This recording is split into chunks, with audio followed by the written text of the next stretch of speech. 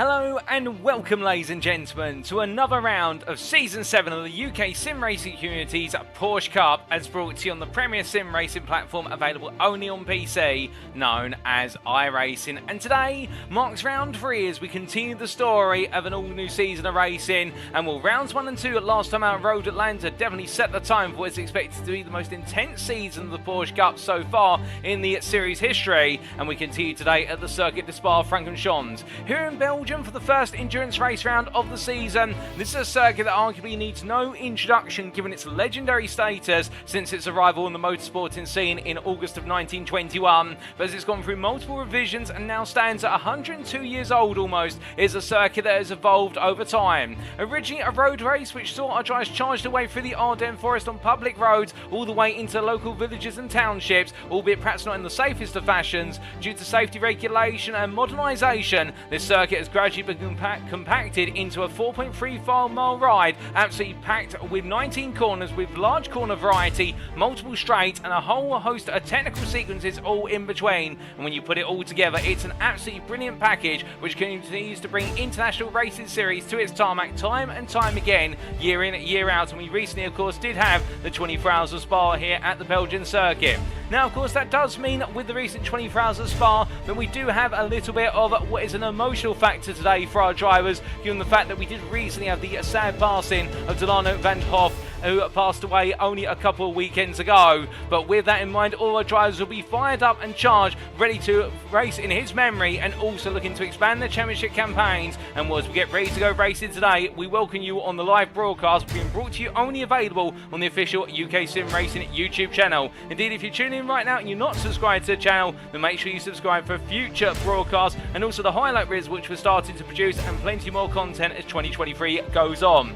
In the commentary booth, as the circuit falls silent for a brief moment as the drivers take to driver briefing, you have myself. My name is Paul Walsh, also known as TX141 or Britain the Spirit, and I will bring you all your racing action over the course of today and the entirety of the season. But as we continue to charge away into the 15-round calendar, well, let's give you a reminder of said calendar. And here we can see, after rounds 1 and 2 last week on the 29th of June, when we opened up with a bang in the United States of America, Road Atlanta, here we are today at the Circuit de Spa-Francorchamps in Belgium. For the one and only visit to Belgium this season, we saw circuits older last season, but here we focus on Spa-Francorchamps. And after today, we make our way back to the United States of America for the classic American circuit, the Mecca circuit, if you will, of the country, and that is Watkins Glen International on rounds 4 and 5. And they'll all be about heavily cambered corners and straightaways. You can imagine on the 13th of July, everybody looking to end the racing on a high before we go into the mid-season break. Only one mid-season break, and it comes immediately after 4 and 5, and then we return on the 27th of July for rounds 6 and 7. We make our way to the state of Virginia from the state of New York for the Virginia International Raceway, also known as VIR. There it's going to be all about the fast winding corners of the circuit, indeed also the extended straights to go with it. And after the 27th of July, we make our way back to continental Europe for a brief period for round number 8 in our second endurance race round of the season. That is the Circuit de Jerez and Jornito, and we'll see it on the 3rd of August. Our drivers race in memory of the legendary Spanish motorcyclist and look to try and come out on top on what is a circuit that's all about fast flying corners. After that, we'll make our way for rounds 9 and 10 to Road America, back to United States of America. Once again, you can see a theme here. We continue to make our way back to stateside, albeit it'll be the final time this season, and we'll be making our way to the state of Wisconsin for the picturesque Elkhart Lake circuit. And it hasn't changed too much over its history, but the one thing that will be changing is that we're going to be hearing the roar of 510 horsepower 6-cylinder Porsche engines on the 10th of August there. And then rounds 11 and 12, we make our way further north to the country of Canada for the circuit Charles Villeneuve, also known as the Montreal circuit, the hybrid street circuit, as it is a road racing circuit, albeit many consider it a street circuit given its close walls and limited runoff area. That's going to prove a challenging one for our drivers on the 17th of August. In the penultimate pair of rounds, in rounds 13 and 14, we take a trip back in the time machine for the legacy version of Silverstone's Grand Prix circuit, and that with the 2008 layout, and whilst no longer available in the real world, it is commemorated in the iRacing simulator platform, and all our drivers will be looking to charge around the faster original layout of Silverstone on the 24th of August, and then we bring it all to a close, making our way from the United Kingdom to Japan for the Suzuka Grand Prix circuit, round 15 of 15, and it'll be our third and final endurance race round on the 31st of August. dangerous. But as all of our drivers get set, and indeed the hype down the paddock is absolutely sensational, we'd just like to take a moment to say, with all that hype, a thank you to Matt Edmondson for putting together the intro theme for what will be the Porsche Cup going forward. Indeed, if you did enjoy that, be sure to give Matt a thank you there in the YouTube chat, as I do believe he's tuned in. He's put a lot of hard work in it. Indeed, if that doesn't build hype, I don't know what does apart from this calendar. But speaking of building up into tonight, let's take a look at the standings after the first two rounds, and we start with the gold class, and as we can see, it is Thomas Cope who leads the way for Olympus eSport Vanguard. The advantage standing at 16 points, and Cope was really the man to beat last time out, given the fact he was able to put together an absolutely brilliant pair of race wins, back-to-back wins on his debut in the Porsche Cup, and Dan Sedgley behind him in P2. His sister team's Olympus eSports Titan rival, well, right now Sedgley holding on to that second place spot, albeit only by 2 points over Philipp Hammer from Team Germany. The defending gold champion, double champion, comes into this round. Not only picked up a consistent run at Road Atlanta and therefore not languishing behind by too far, we'll be looking to try and come on a bit stronger today and make sure that Cope's not able to charge away. P4, we have Olympus eSport Vanguard's Patrick Thompson. Indeed, Olympus eSports absolutely delivering in the first two races of the season, and Thompson also looking to get into the medley there, only behind Hammer based on result countback.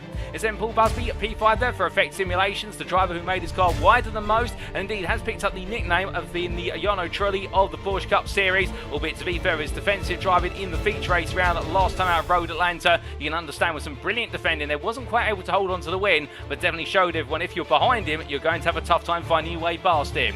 And then outside the top 5, Samuel Case-Brown for Blackout Motorsport P6, ahead of teammate Corey Lazarus at P7, with Igor Kos, Emil Koopmans and James Parker completing your top 10, and a very quiet pair of races of James Parker at Road Atlanta, the double gold champion as well for AI Race Summaries DCW Racing, and we're potentially expecting him to really come alive today. Best of SP11, we've got Simon V. Bamber for UKSimRacing admin team, ahead of Nathan Foster, Marcel Fridge, Lee Deemer, Khalid, and also Joe Newman there, and a whole other set of drivers including Jack Atkinson, Dean Powell, Danny Lee and Ben Peterson, with all of them on 2 points but separated based on result count back there, and we're looking to see how they'll shape up against one another, and potentially what we do see some of these drivers gaining an advantage on others based on the performances today. Meanwhile, going all the way down to P20 of Ben Peterson, we then have behind the Blackout Motorsport driver in P21 and Mark Jones, the privateer, on equal points to Lee Holmes, with Holmes P22 on result count back for ATEC Tech Racing, and then Stefan Liversidge followed up by Roxanne Marshall for 24-hour Punty People and Ashley Ingham for Tresla Motorsport, with all three drivers making their debut in this season tonight, and we look forward to seeing how they get on.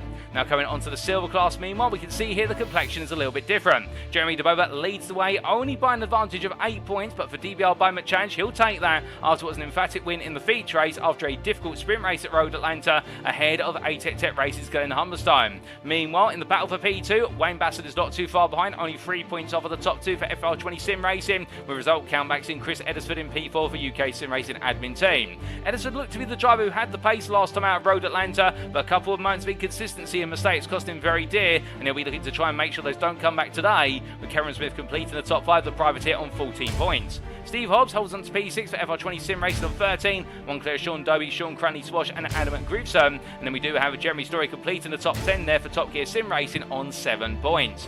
1 point behind him, it's Aaron Trester ahead of Alex Hiscox, with Steve Lathwell, Richard White and Paul Joseph Cliss completing your top 15, but result countback started to differentiate between the drivers, and it does so for Jules Bounce, Didi Devalamy and Alistair Hatcher, with Craig Shaw on a single point there for ATEC Tech Racing in P19, albeit the ATEC Tech team, not the full extension of name. Chris Rance completed the top 20 there for CS Sim Racing UK. Outside the top 20, yet to score points and making his debut today is Mark Oliver for ATEC Tech. We have Daniel Fritz from Whiskey Runners Racing at P22 on 0 points and looking to get some points on the board as well. Then coming on to the team championship standings is Olympus eSports Vanguard, who lead the way there with a great amount of points so far after the first 2 rounds, standing the best part of what is 34 points clear of Olympus eSports Titan, and they'll be looking to carry on that momentum here and trying to break away as soon as possible. With Blackout Motorsport P3 on 23 points, 1 clear of Team Germany, and there's Effect Simulations to complete the top 5. Outside the top 5, FTR Esports had Apex Visters for UKSimRacing admin team, FR20 Sim Racing and Empire Motorsport completing your top 10. DBR Moment Challenge only outside the top 10 based on result countback, with CS Sim Racing UK P12 a further point behind, but ahead of AI Race Summaries DCW Racing and ATEC Tech on result countback. Nero P15 for Tresla Racing ahead of Top Gear Sim Racing, Team Wales, Somsport, Fix, Alta Aberdare, and also DBR who complete your top 20. Next, Clicks Racing, 8 Racing, 24-hour Bunty people who complete the run to P23, and yet to score points on the board, Whiskey Runners Racing and Tresla Motorsport. But going on to our circuit for today then, it is the Circuit de Spa-Francorchamps with the classic pit lane in effect, as our drivers will need to make their way into the pits coming out of La Source and onto the run up towards Rouge and Radion. But located near the town of Stavlo in the region of Liège in the state of Wallonia in Belgium, this circuit with 19 corners you can see from the iRacing.com simulator map as provided to us by the simulator service. Indeed, thank you to them for the wonderful simulator and the track mats that come with it. This is a circuit that has a whole host of variety, and as our drivers make their way around, they'll find this lap is broken up into 3 key parts. Firstly, there's the high-speed test and the confidence test that comes with it of the charge out of the source at turn number 1, the slow hairpin and rolling up the hill towards turns 2 and 3 through Rouge, Radion, and the exit at turn number 4 to make their way onto the Kemmel Straight, and then we'll see the run from turn number 5 start off Lake Om all the way to Stavlo 1 at turn number 14. It's a transition into sweeping downhill segments with some chicanes as well, and this is the most technical part of the lap, given the fact it's focused around medium speed apexes. But as they come through the chicane at turns 5 and 6 at Lake Om and charge out on the right-hander at turn number 7, is in the downhill braking zone of Rivage at turn number 8. We'll flex the car back around for the left-hander of Jackie X Corner, previously known as No Name. Then coming into Pearl Corner, turns 10 and 11, the double left apex is all about trying to get back to full throttle as soon as possible when you clear turn number 10. We'll head down towards the Bandit chicane at turns 12 and 13. Very flat chicane there, connecting the apexes together, and then to Stavlo 1 at turn number 14. Exit out, we then head into the third segment of the lap, going through the curve to Paul Ferret or Stavlo 2, depending on your preference, at turn number 15, and charging all the way towards Blanchemont at turn 17. Our drivers will be flat out, but lifting off a Blanchemont corner, and then making their way full throttle towards the bus stop chicane at turns 18 and 19. Hard on the brakes still need to go, and heading on to the anchors there. We'll expect our drivers to be lighting up the brake disc and try to get the car stopped in time before making their way on through to go on to the next lap. Now, to give you a quick reminder of the rules, an open qualifying format shall be used as it is an endurance race round where drivers will have 30 minutes to set their best possible time, but they'll all be out on circuit together, and when you do have a grand total in excess of 30 drivers competing in a single round, it is bound to get crowded. But there is a new rule for this season, and you can see it in red with regards to endurance qualifying rounds, and that is drivers may not reset to the pits outside of the pit lane. Doing so shall end their qualifying session. Indeed, if our drivers want to go to the pit lane, they've got to drive back to the pit lane. They've got the time to do it, and they'll need to make sure they take the fuel so that way they can go back to the pit lane. But should they reset to the pit lane and then proceedingly go out of the circuit, they'll be picking up a severe post-round penalty, and that will really affect their championship standing. Race-wise, there should be a single 45-minute endurance race tonight. The race commencing via a standing start as a tradition of the Porsche Cup. Endurance race grid should be set based on results of qualifying, as is a given. There are no mandatory pit stop requirements in the endurance race, and we are expecting all the drivers to make it to the end of the race on a single set of tyres and a whole fuel tank. And the drivers shall receive a drive-through penalty if they accumulate 15 or more instant points, and points awarded for the endurance race shall be a combination of the traditional sprint feature points format. So this round is not worth any extra points, nor is it worth any less points compared to the double round format that we saw last time out and we'll see over the season. But that's enough rules and regulation, everything in between. We're here to go racing, and let's take you through our schedule for today, as our schedule does very gradually start to make its way onto our screens, ladies and gentlemen, and there it is. And as we can see, times in British Summertime, that's BST or Universal Coordinated Time, UTC +1, and in just under a minute's time we'll be going qualifying, 30 minutes in duration. All the drivers out of the circuit in the open qualifying session is what expected to be a scorcher in terms of the track temperature, 41 degrees centigrade currently, 19 degrees ambient, so therefore the track really coming alive in these sunny conditions. And then we'll be immediately going to the grid for our one and only race day. It'll be the round 3 endurance race at Spa, 45 minutes in length and anticipated to kick off at 8:30. But with all the introductions concluded, our drivers bravely making their way back out onto circuit here, albeit they've not got too long, and I do believe the session may be advanced forward very shortly. Well, all the drivers now getting themselves comfortably set as we do see the blackout motorsport driver Ben Peterson coming on out with approximately 6 minutes left on the clock. But again, we may be seeing the practice session move forward into qualifying to align with the schedule. We haven't had any word about that at the moment. We'll let you know if we do hear anything. Well, as our drivers all carry on through here, absolutely itching to go. We take a brief moment to say hello to a good number of you in the YouTube chat, including Medmo there, who says big hype and tyres must be burning. Tyres be burning by the end. Indeed they do, and that is quite a bit of alliteration there, if I do say so myself. Try and say that multiple times without getting into a tongue twister. And we also say hello there to Brooker0013 Gaming, who wishes everybody good luck. Well, great to have you both tuned in, and if you are tuning in right now and you haven't said hello, don't be shy, feel free to say hi. We don't bite here at UK Sim Racing. Indeed, we're as inclusive a community as we possibly can be. And as we do see Cameron Smith here making his way up towards Blanchimont corner at turn number 17, taking a little bit of grass for his troubles there in the car, wandering wide. And as he brings it back together, the Scotsman won't want to make that mistake again for the simple reason, if you do carry too much speed and go wide at Blanchimont, you pick up a lot of marbles. Also, you've got a very high risk of picking up an automated slowdown penalty, which you'll have to serve when qualifying. It is going to be an invalidated lap. Plus, also, if the rear of the car kicks down too hard, you're going to be going for a spin, and well, you'll have difficulty in trying to keep it out of the wall. But as our drives continue on around here, and we've got a good number of drives out on circuit. We've also got quite a few in the pit lane at the moment, and we do introduce a couple of drivers who've made their way onto the grid for the first time this season, including DBR's Lucas Romano, the Belgian here, in the sister car in terms of being part of the DBR team, not DBR Bentley Challenge, but the sister team, if you will. And as he makes his way into turn number 1, I can tell you that Lucas Romano is a driver definitely one to watch out for, normally competing in the past in the series that I've had the pleasure of watching him competing in Pro-Am classes. He's placed in the gold class for this season, and his skills have definitely come along over time. And we look forward to seeing how the number 39 driver is going to get on his debut here, but definitely looking to be one of the faster drivers in the field today. And got his home circuit, he's got a lot of home pride at stake as he makes his way on to the Kentwell Straight. And as he does, there still plenty of time for him to try and find that ultimate lap time as he makes his way on down towards Lake Om. And we're going from one gold driver making their debut today to another driver making his debut, albeit as we do look on around and try to find our driver in particular, Stefan Liverzic,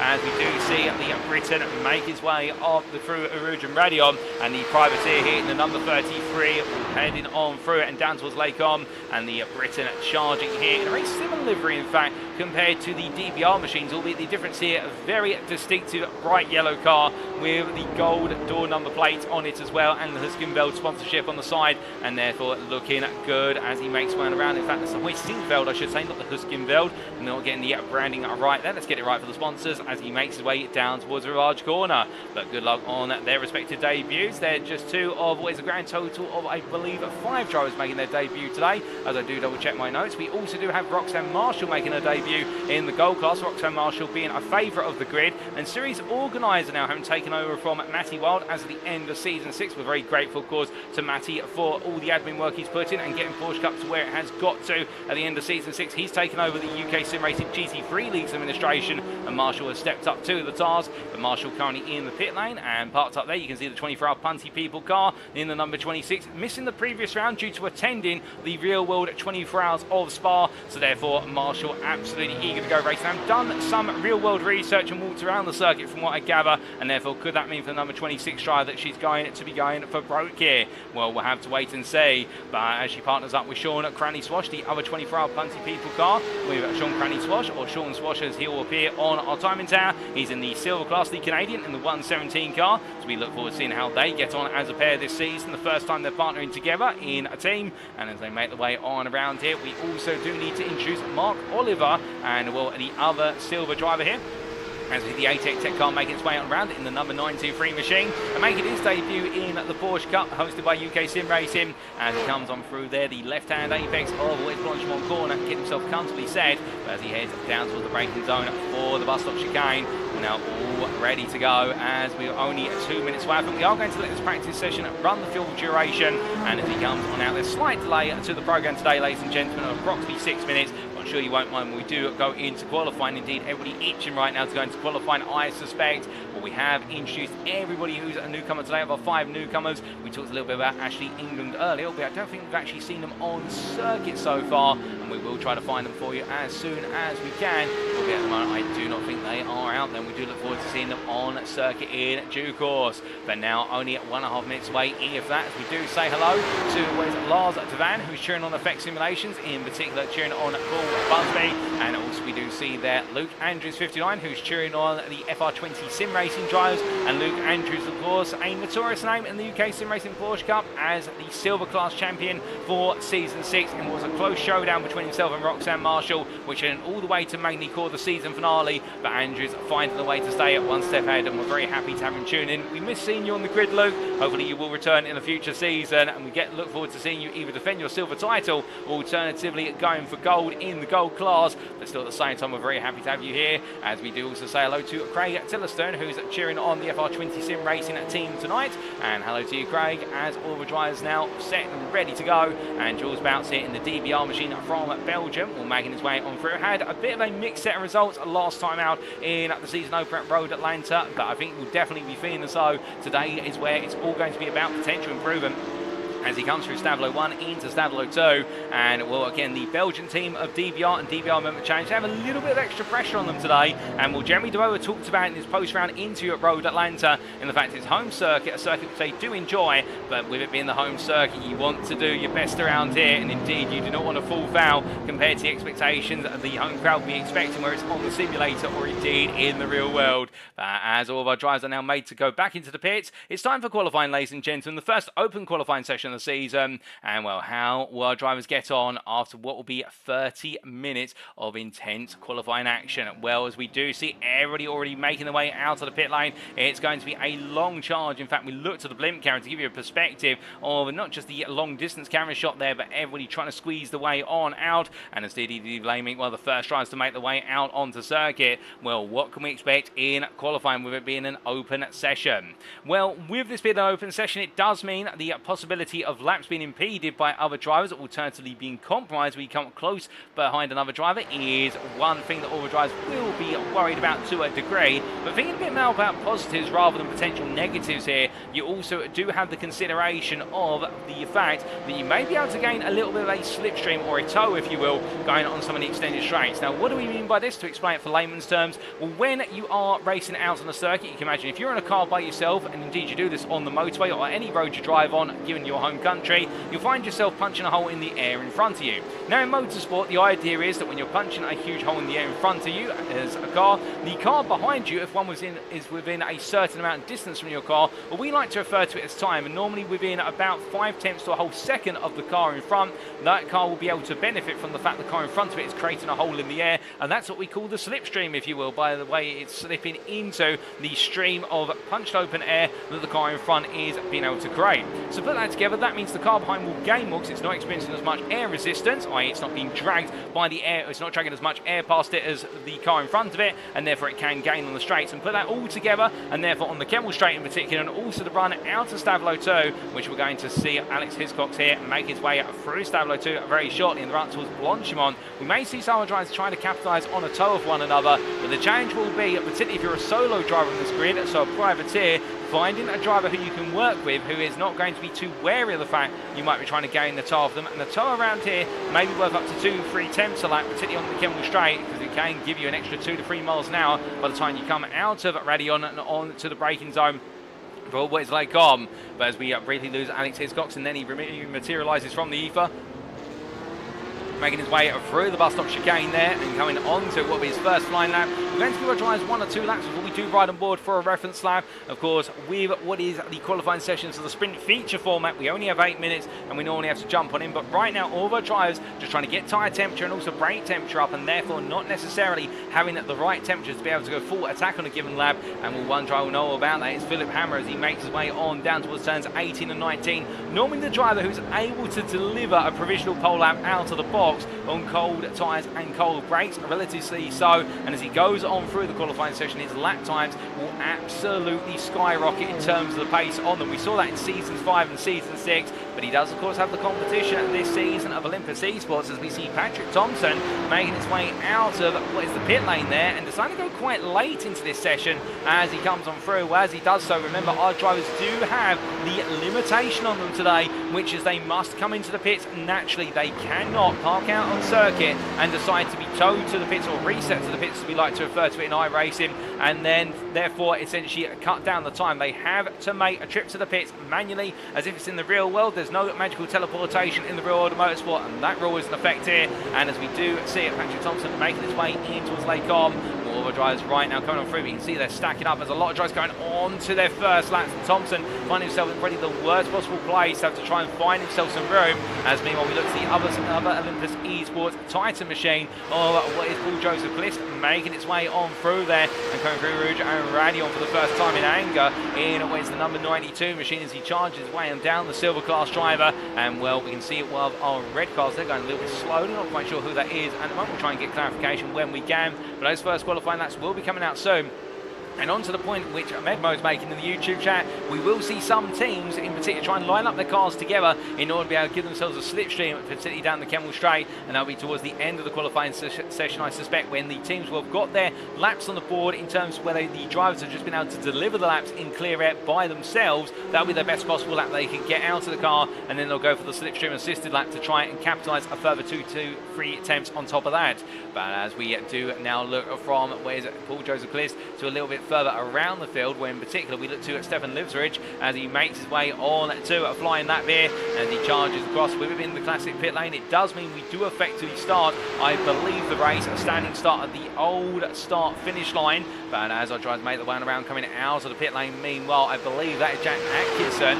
So Atkinson has made one visit to the pits and decides to come on through. But as everybody continues the way on around here, first lap's now started to come in, and Jeremy DeBova, the first driver to put a lap on the board there. It's a 2:20.507, and as he heads onwards towards what is now they call his second flying lap, going once again here, and more laps I think putting on the board, albeit Mark Oliver having an invalidated lap given the fact we just saw his time go on through, but in the end not being permitted or not being qualified as an actual lap, and therefore track limit infringements. We'll very quickly see laps invalidated around here, but it's very easy to get it wrong at Spa given the fact you're encouraged to push your car as much as possible and use all the circuit width. As we see Samuel K. Sproul goes original pole for 2:19.947. That's the gold pole provisional time versus the Boa's silver pole provisional time. And well, as now Sproul makes his way onto another lap, picking up a bit of a tow there off of the back of the UKSimRacing car. I think in fact that is the effect simulation car of what is Paul Busby in the number 45. In fact, we can confirm it's Busby, but as Sproul makes his way on through the right into left of Lacom, more times coming in. Corey Lazarus dethrones him by 4 attempts to 2:19.536. We are still waiting for a good number of drivers to get their initial laps on the board. And Simon Bamber here, the UKSimRacing admin team driver, makes his way on through at Blanchimont. Behind him in tow, I believe that is Chris Eddersford who's following him, and it's going to be an interesting dynamic here. If you're a team that's got what is a silver and a gold car, and particularly if your gold driver is feeling as though they're a little bit faster, they can just naturally lead lap all the way round. But Bamber decided to get out of the way there by letting the car roll off circuit at the bus stop chicane, and therefore being wary of the fact that teammate Chris Eddersford has really gained. He doesn't want to be in the way anymore for the remainder of laps. This could be quite a fast lap from Eddersford to begin his qualifying campaign here today as Spa-Francorchamps. He makes about the final corner and charging towards the timing line. What's it going to be this time around? Well, we do say it's a bit of a strong lap, and as he heads to the line, it is going to be a 22.122. So what is there? The best part of 1.4 seconds off of DeBova's silver pole lap provisional. So therefore, Edison, I think, will feel as though he's got a lot more time out there to try and gain as he heads onwards and through. But as he charges on round, more and more times are continuing to trickle on him here from our drivers as Liverzig going at P5 there. I have to make sure not to get the R and S the wrong way round. They're on a 2:21.8, and meanwhile we do see Lee Adema going P7 overall there on what was a 2:21.55. But as we've only got 12 drivers so far with laps on the board and over 30 drivers in attendance, as Disney Eva Langming goes P8 there, what is effectively P3 silver at 2:21.739. Meanwhile, Mark Jones going there P3 on a 2:20.470. But what about the likes of the drivers we're expecting to really put the big times on the board here, at least based on the opening pair of rounds performances in qualifying, including this man, Philipp Hammer, defending gold champion, double gold champion as well, back-to-back champion from Season 5 and Season 6, and going for the triple here today. He's been purple in subsectors 2, 3 and 4, so the main core of the lap is where he feels he's fastest so far. As he heads towards the timeline, what's it going to be for his first lap on the board? It's a very fast lap, it's ferociously fast, and it is a 2:19.314. It's 2 tenths faster than what anybody else has been able to put on the board so far. So not outrageously faster than the rest of the field, but definitely putting up a marker as he makes way onto the Kemmel Straight. And as he does, meanwhile, we do look from him to what is Jeremy Story, as we do see here the Top Gear Sim Racing UK driver making his way on through Stablo 1 and Stablo 2. And as he comes around, designed to lift off there, and I do believe letting one of our other drivers on through as they make their way through, and well, as he charges on around. Meanwhile, we look to Lucas Romano, the DBR driver in the number 39 car, breaking his way in to Lacombe, going into turns 5 and 6. Albeit arguably we should say turns 4 and 5, given the fact that turn 1, the source, is actually the final corner of this layout, at least for qualifying it is, so therefore we do have to keep that in mind. But we're going to focus more on corner names rather than numbers in order to make life easier for ourselves and you guys and girls tuning in at home, because for many of us in the motorsporting world, Spa-Francorchamps is essentially a household name, not just in terms of the name of the circuit, but also the name of the corners, and every corner around here has had an infamous moment or two over history. And well, I can tell you one thing, if you're looking for most infamous moments, well, this circuit in the wet even becomes more infamous, particularly the Formula 1 Grand Prix dating back to 1995, where in the end the major incident at the start of the race saw the whole field shuffled up, and indeed a race which saw both of the Jordans finish 1-2 in the end. And well, what a race that was. But meanwhile, Lucas Romano makes his way through the chicane, coming on through the Fangio chicane at turns 12 and 13, making his way up towards turn 14 now. And as he comes on through, we do see Joe Newman, or Newman past there, cheering on Paul Busby. And well, meanwhile, speaking of Busby, where is he currently? He is in the place where he's not got a lap on the board so far, but as he makes his way out of the bus stop chicane and on towards La Source here, charging down the GP start straight and heading up towards the right-hand hairpin.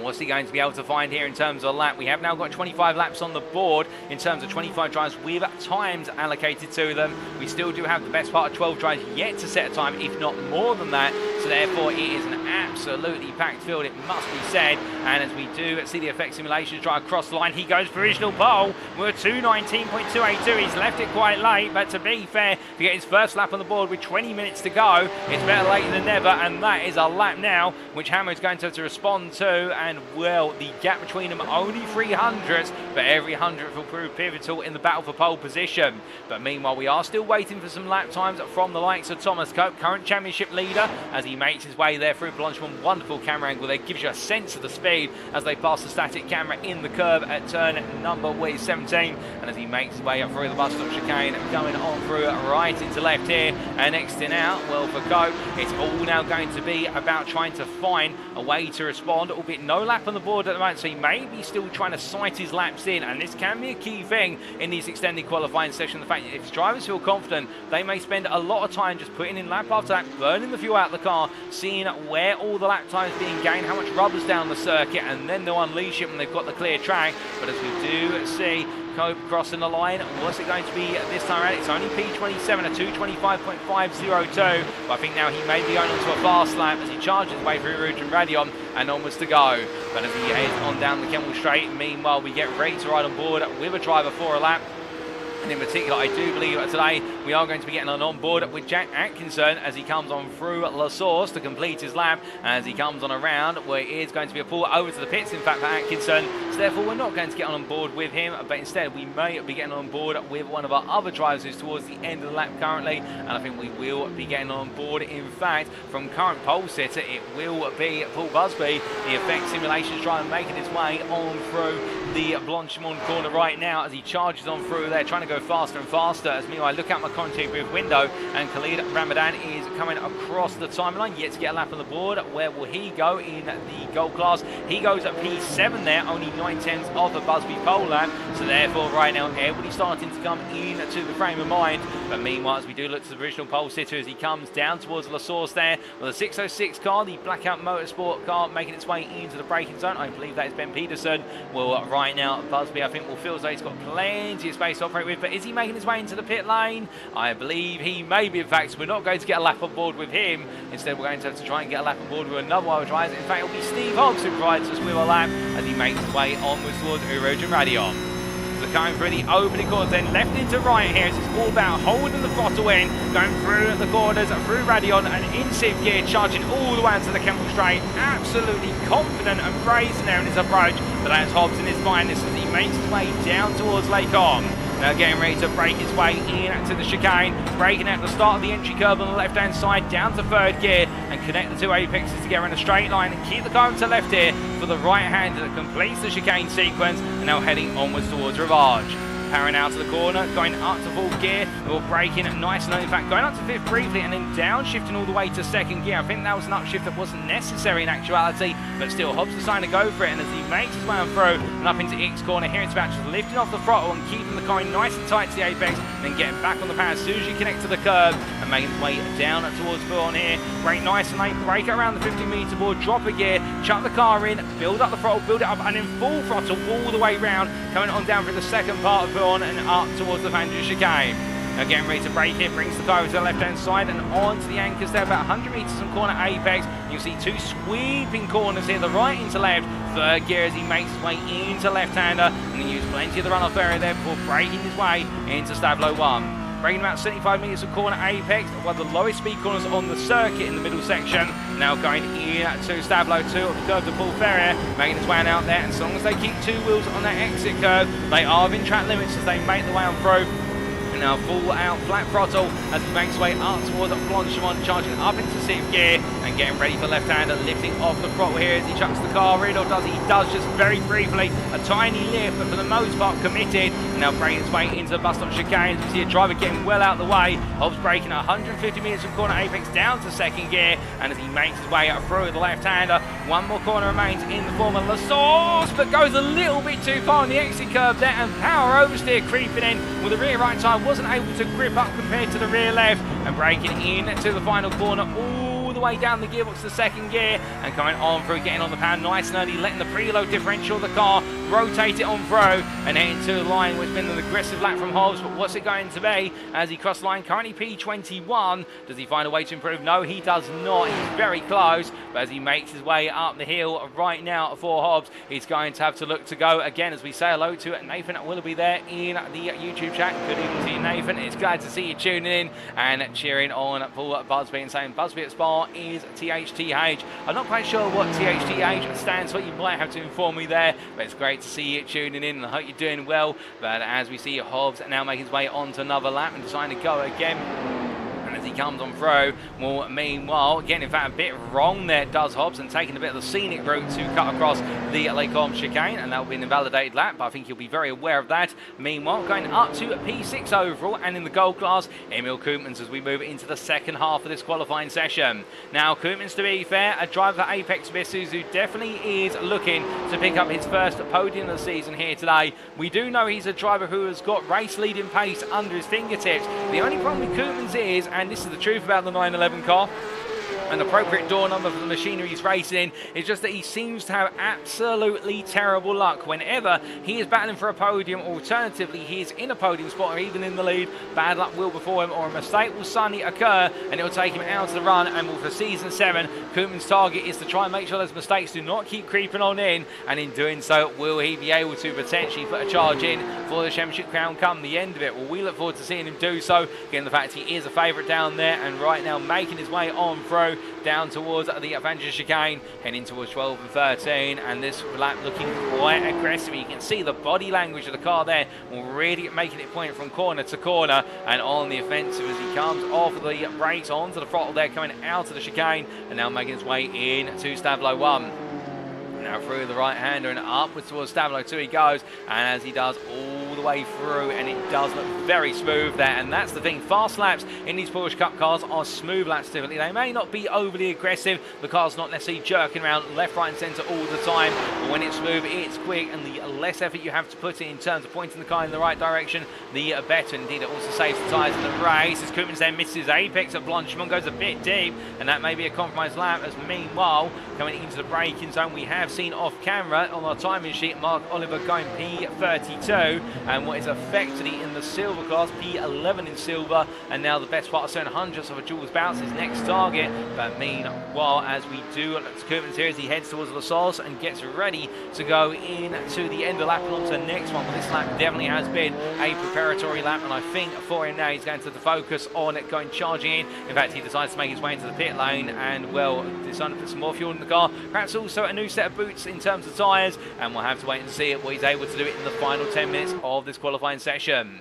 But looking from him, we look to Adam Grieveson here, as we do see Big Dave Razor saying Grieveson's going to send it. Well, right now, Grieveson making his way in to the final corner for FR20 Sim Racing. And going a bit wide there at what is the opening corner of the source, and therefore in terms of that lap time at the very end, it will be compromised. He heads to the line. Well, as he crosses, Busby's gone faster at the very top of the field. What about Grieveson here on our cameras? He does not improve, but he does go on to another lap. And well, the complexion as it currently stands in terms of the overall top 10, as Cope has just crossed the line, and it is Thomas Cope who has jumped in to provisional pole, as we do see the Olympus eSports Vanguard driver pulling off the race in line there now in a cool-down lap. I think he feels as though he's done it, and indeed he's broken his way into the 2:18s, the first 18 we have seen here today in qualifying. Well, Cope is currently provisional pole overall in gold class by 2 tenths almost over Paul Busby P2. Philipp Hammer P3 with a separation between Hammer and Busby, a further 2.5 tenths. And then we have Corey Lazarus P4 for the Blackout Motorsport ahead of teammate Samuel K. Sproul.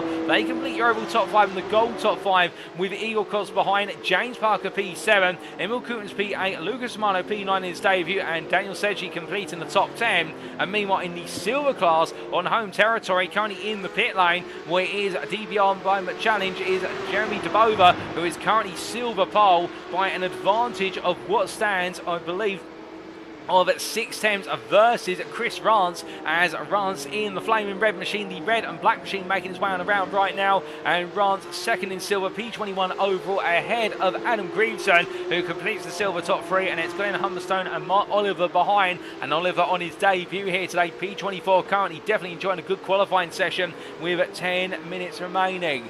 But as he comes down through the left-hander, getting it wrong through the left of Puan and the rear of the car, letting go. And well, as he's now trying to bring it back together, that is an unfortunate one, but it's very easy to make a mistake there as he now tries to get it all back together and go race, will go qualifying once more. But as he does, meanwhile, we look from what is our driver Chris Rance to Stephen Lathwell and his teammate as Lathwell makes his way up the hill. Well, Lathwell right now currently P37.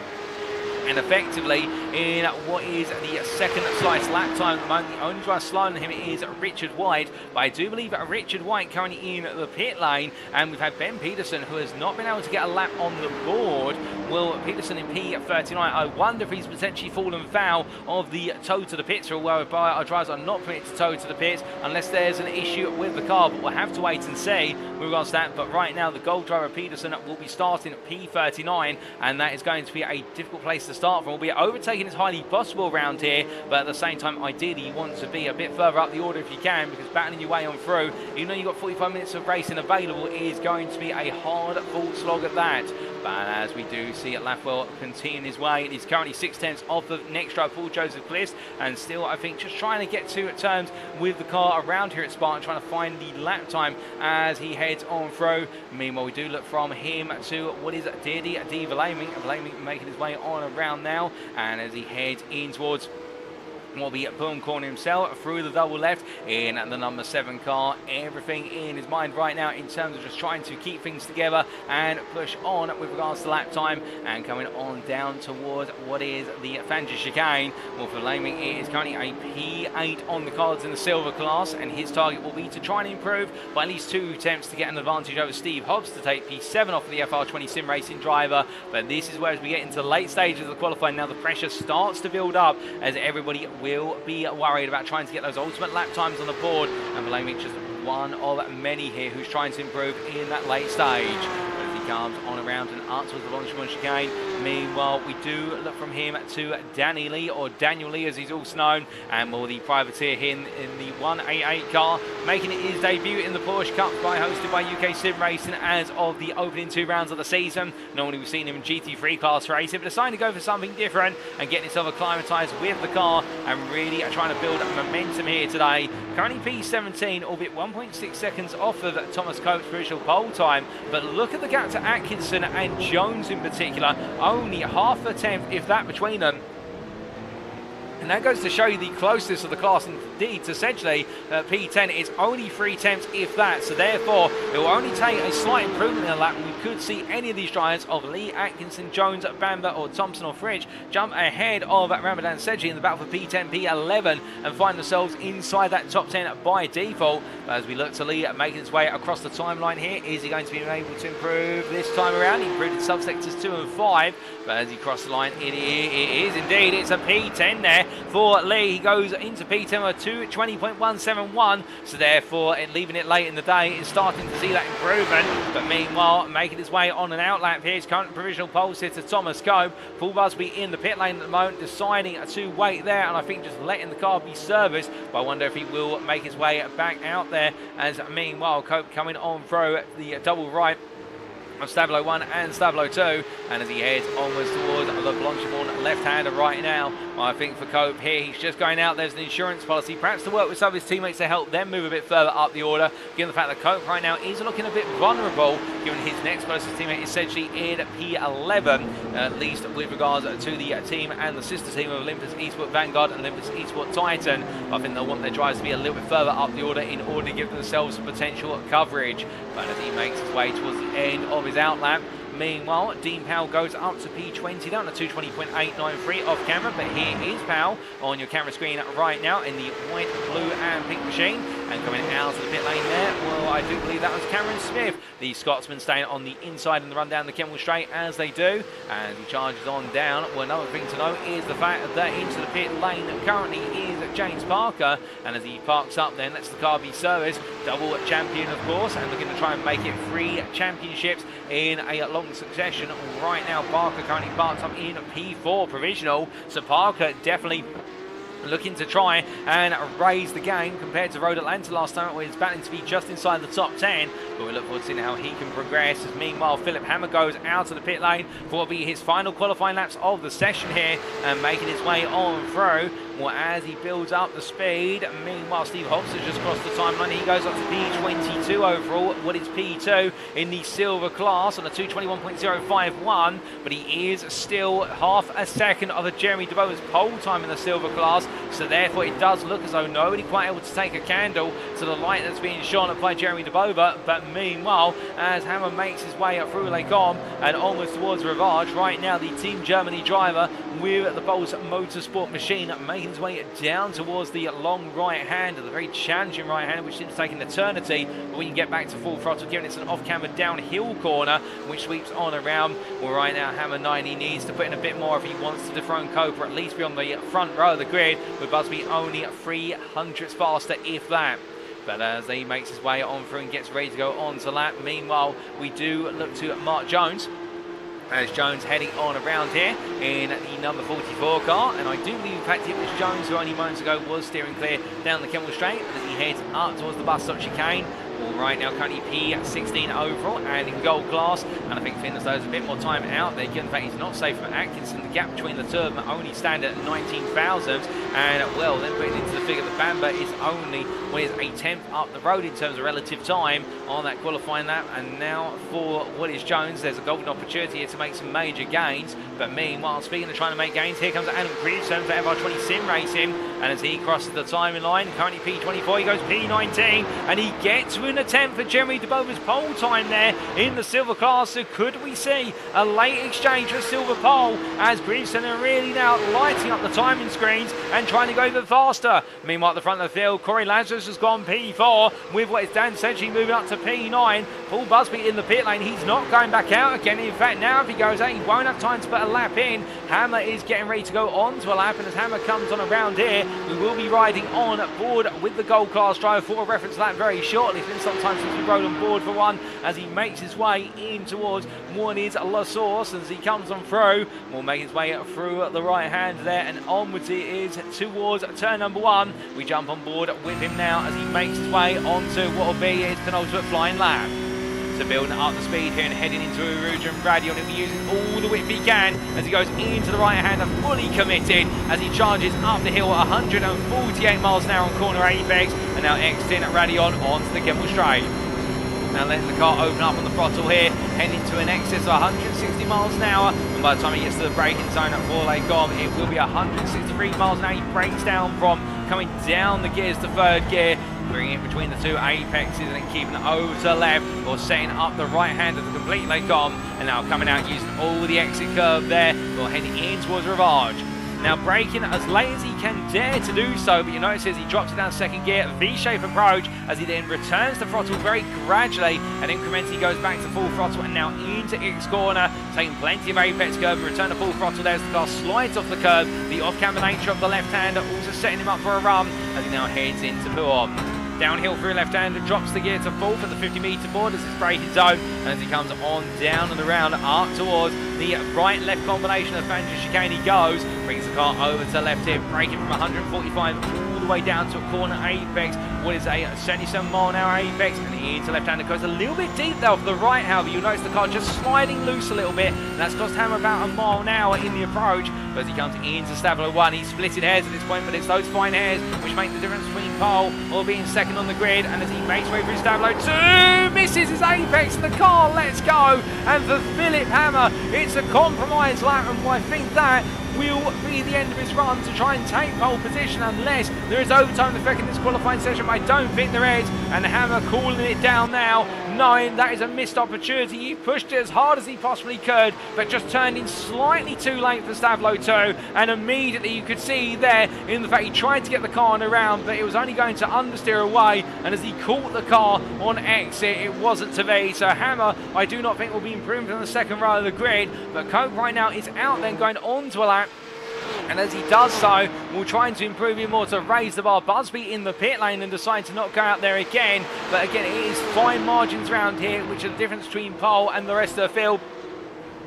And Coe is the one who's mastered those fine margins so far. But meanwhile, in the silver class, Jeremy DeBova here heading up towards La Source into the final corner. And well, not improving on this lap. And I think a lot of our drivers decide to go to the pit lane right now. But as the clock strikes a 30-minute mark, as of now, checker flag is out. And that is qualifying complete, ladies and gentlemen. And I think we are going to have overtime on this one. So Hammer will be able to get another lap in. So we spoke a bit too soon. We do have overtime for the insurance race rounds. And we'll Hammer as he makes his way on down into Lacombe, the right into left here. I think now thinking as though he's got to go for Gloria Bust here, but meanwhile drives coming to the end of laps include Alistair Hatcher, currently P14 in silver class, or P35 overall, and as he comes out to the right hander and up towards the checkered flag line he goes. What's it going to be here? Can he improve from his previous best of a 2:23.74, which he did on his previous qualifying lap? For Hatcher, it is not going to be an improvement, so he'll be starting P35 at best, as we see Busby there saying energy saving in the YouTube chat. The sign to focus his attention out and all his energy on the race itself. I think a very smart move there. You don't want to exhaust yourself too rapidly in qualifying, because qualifying is just one lap at the end of the day, and 45 minutes of racing is a different behemoth all onto itself. But as we do look from our driver here of Hatcher to what is Chris Eddersford, well, Eddersford currently P26 overall, P6 of the silver class, not quite as close to pole position this time around compared to Road Atlanta, but as the UKSimRacing admin team driver heads to the line, can he find a way to improve a bit further? He's only half a tenth of a Humberstone's P5 time, and Eddersford does not improve there. He'll stay P26. Meanwhile, Mark Jones cross line improves to P16 or 2:20.289 now. 2 tenths between him and Jack Atkinson, who's in the pit lane, so therefore I think Jones will feel comfortable. He's got that P16 in the gold class all settled down, but meanwhile we do have Cove making his way to the timeline, goes a bit wide there out of the source, and I believe in fact goes into the pit lane, as does Cameron Smith. We still do have a couple of drivers out there on laps, including Lucas Romano on his debut, and as he comes on through La Source to complete his lap. What's it going to be here for Romano as he heads towards the timeline? We improved in the middle portion of the lap. Can he move up from P8? Well, as the time tower is updated, I believe for Romano it's not an improvement in the end, so he is going to be starting P8, and Hammer does not, in fact Hammer does improve, but he misses out on the front row by 3 thousandths to Busby's P2 lap. That's how much it was in it for the Team Germany driver. It's unfortunate, it means he'll start from the second row of the grid, and Steve Hobbs comes into the pit lane to complete all the drivers who were on qualifying laps. It's Thomas Cope who takes pole position here today overall in the gold class, joined by Paul Busby on the front row of the grid, and then taking silver pole starting on the 9th row of the grid, P18. It will be Jeremy DeBova who is your silver pole sitter, ahead of Adam Greason, who starts on the row behind in P19, and Greason Friesen will be very eager to take the charge to Dubova from the open lap onwards. But as our drivers now all gradually cool down and get themselves ready, when we do say hello there to Adrian the Great, who is cheering on, I do believe, the Blackout Motorsport driver, in the fact he said, let's go Kiwis. Indeed, a good number of the drivers from New Zealand, particularly, I believe, Corey Lazarus and Samuel K. Sproul. I believe Ben Peterson from Australia, unless I'm mistaken, albeit I may be mistaken in that. But as we do see Romano just cooling down right now, a good debut for him at his home circuit. P8 on the grid, and only what was a 10th and a half off of Igor Kos's time. And I think he'll be feeling as though the confidence is there to try and make haste and headway in the race. Speaking of which, let's make our way to the grid for round number 3.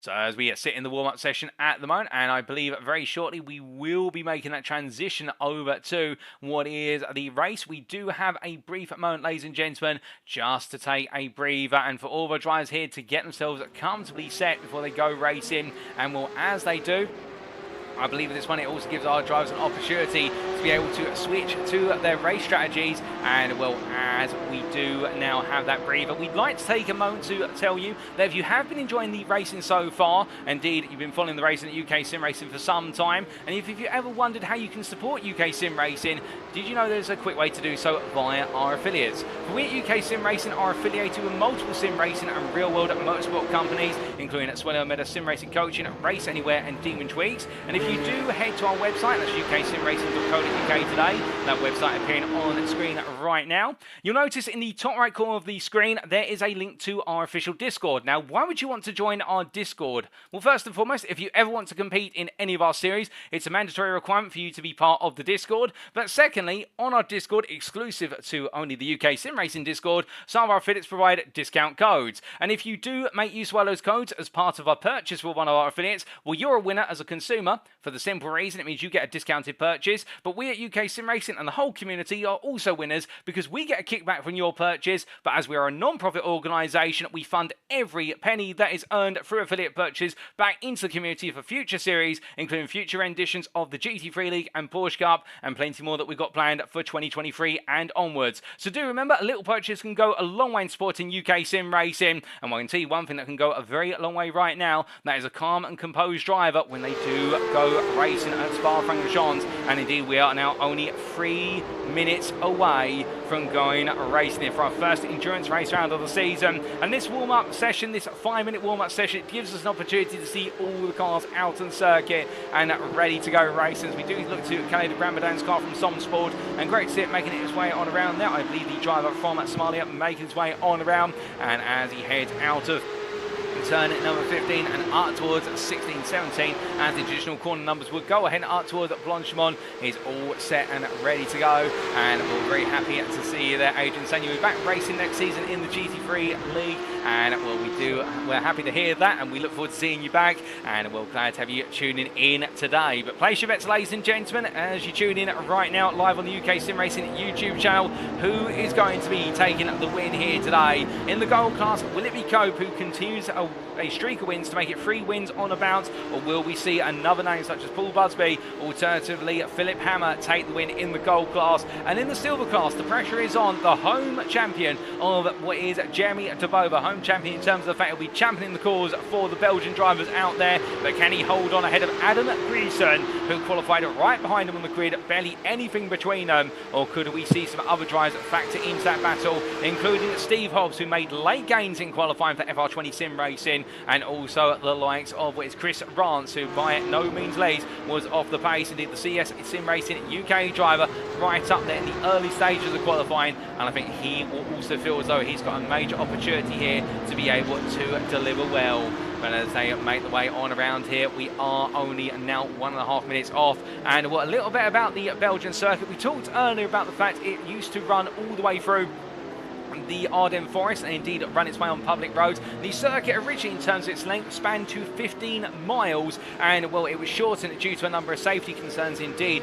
Back in the older days of racing, particularly in what was the 50s and the 60s, there were no safety barriers to be mentioned of. You ran your way into the Belgian forest, and if you went off the circuit, you normally ended up in a farmer's household, alternatively in their back garden. And well, there are some quite hilarious stories in terms of when you read about it, it will make you laugh in terms of how drivers ended up in hay bales, alternatively in farmers' sheds and whatnot. But in reality, it was a very serious safety concern, and therefore that's why the circuit was shortened into the permanent race circuit that you now see of 4.35 miles in length, or 7 kilometres precisely in the metric system.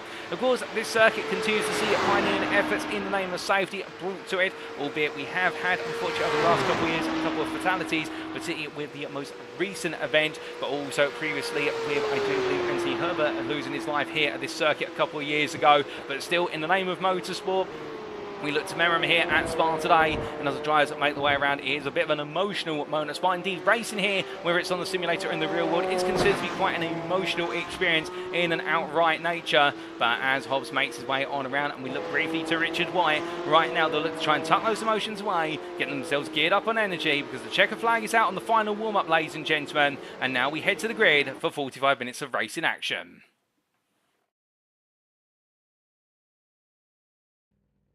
So as our drivers make the way onto the grid, this is how they'll line up for our one and only race today. Thomas Cope takes pole position in the golden overall categories for Olympus eSports Vanguard by 2/10 the end over Paul Busby, who starts P2 for Effect Simulations. Behind him on the second row of the grid, it's Philipp Hammer and Corey Lazarus, followed up on the third row of the grid by James Parker and Samuel Case-Brown. Fourth row goes to Igor Koz and Lucas Mano, with the partnering then of Daniel Sedgley and Emil Koopmans completing your top 10 on the fifth row of the grid. The sixth row goes to the pairing of Simon B. Bamba and Danny Lee, with Danny Lee having a better qualifying session today compared to Road Atlanta, and it's Khalid Ramadan and Marcel Fritsch on row number 7.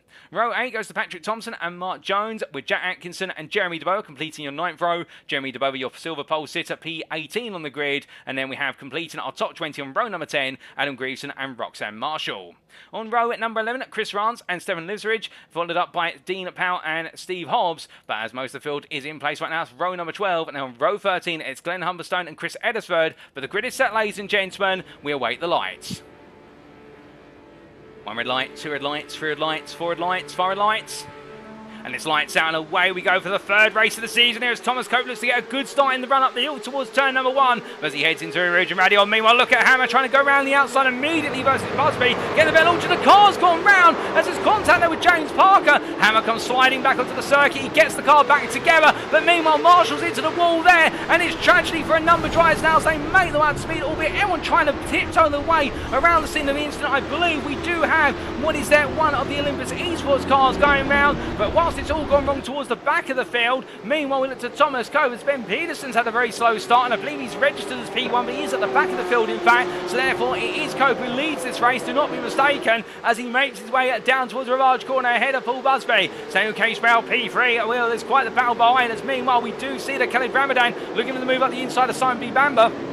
And as they come through the right hand and onwards towards X corner, everybody now calming down to a degree, but it definitely has been a bit of a frightful start for many as they roll the way on through and charging their way up towards what is now Pearl corner. We will get the gaps between our drives updated when they come around to complete the first lap, ladies and gentlemen. We do apologise for the slight confusion with regards to lap timers, but as they make the way on around here, everybody right now trying to push on as much as they possibly can. And well, meanwhile, further back in the silver class, running wide there at Pearl corner is Jeremy DeBoer for DBR Bowman Challenge. It's fallen down to P3 in the silver class. I think lose that in the opening carnage, if you will, and Adam Greaveson is your silver class leader here as he makes his way on through and up towards turn number 14 at Stavlo. But as he goes into Stavlo 1 and through the right hander, right now Greaveson trying to push on as he rakes his way on around and up towards Blanchimont. He's going to feel as though everything is going his way, but meanwhile third down the order, Jules Bout having made one place in class up to P11 silver, but more importantly for him, P29 overall,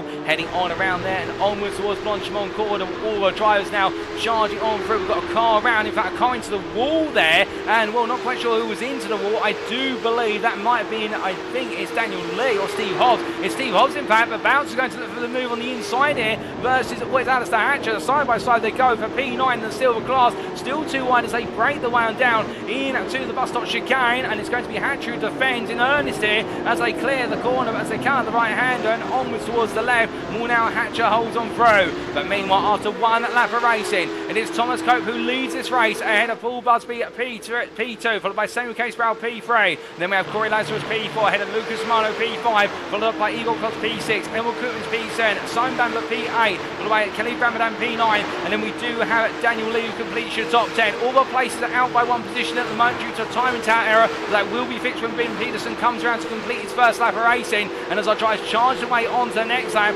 right now James Parker trying to make further progress, but as he hands into the right hand for what is here Laycom, right now Parker trying to hold off Mark Jones, as Jones here all over the back of him, and well, Jones trying to put some further pressure on. But as he comes on through, Peterson having crossed the time quite recently. Peterson is still being listed as the race leader. I do believe that is an error on our time tower, ladies and gentlemen, given the fact he did start essentially from the very back of the field, and therefore it is Cope & Company. There's nothing we can do about that, unfortunately, in terms of trying to get the time tower upset. It should clear itself eventually in terms of that data, but in the moment, just take every place you see and subtract one off of it. And meanwhile, as we look to the field charging away and around right now, everybody settling down on this second lap of racing here today. But coming up towards what is now the second half of the second lap. Meanwhile, we look a bit further back to Roxanne Marshall.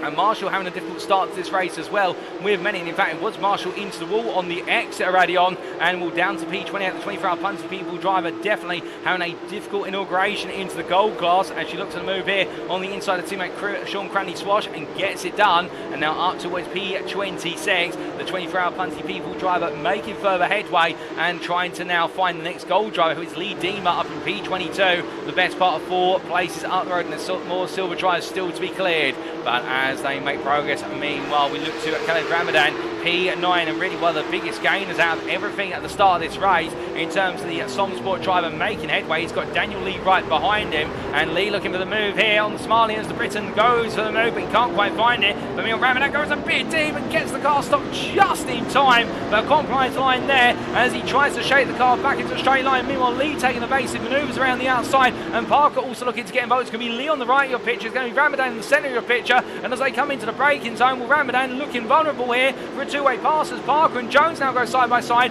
The Aaron Race Summaries DCW Racing drive defending on the inside. Meanwhile, Jones on the outside trying to find the space, and as they head on through, well, Jones is going to have to back off as we ride on board here with the privateer in the number 44 car as he charges onto the next lap. They're heading up the hill, they go through the right-hander of Rouge and on towards Radion, and as they do, well, Jones here in the tow, everybody in the slipstream, and as they make the way onwards towards Lakecom, well, now building up the speed here. It's only 1.5 attempts as he makes his way to the halfway point of the straight, but Jones is going to go for it. This could be a very late run on the brakes. He can't quite find it in the end, and has to wait his turn as he comes on through the chicane. They're making the way on through. Well, we have now had our time to updated, ladies and gentlemen, with regards to Ben Peterson's position. He is in P31, we can confirm, so it's Thomas Cope who leads this race on your time in town now, as well as what we're informing you. And as Jones makes his way down through Rivage Corner, where everything now starting to calm down. Speaking of Ben Peterson, meanwhile, battling side by side here with Patrick Thompson for P31. And, well, as he comes on through the right hand here, Peterson at P32. And trust those position numbers now as well. They are accurate once again. And Peterson trying to come through here on the right hand to complete Lake Long, can't quite do it. And Thompson right now literally having to fend for his life versus Peterson as the 881 driver here trying to make up for a difficult qualifying session. But coming on through Rivage, and as they make the way on around here and onwards towards X Corner, well, things have calmed down for a brief moment, albeit they haven't in the gold class at the front of the field, as Danny Lee under pressure here from what is Ramadan Bamber, in fact making the move on Bamber we should say, and Ramadan coming on through with him, going on through the Panther chicane. Well, both drivers there gaining P8, P9 respectively, and Bamber falling back to P10, and Daniel Lee, I don't know what he's had between qualifying and the race, but whatever's gone into that race setup, he's definitely feeling very much alive right now as they make the way towards Blanchemont. I wonder if Jones here is going to be looking for a potential opportunity soon, with Bamber and Parker exchanging blows.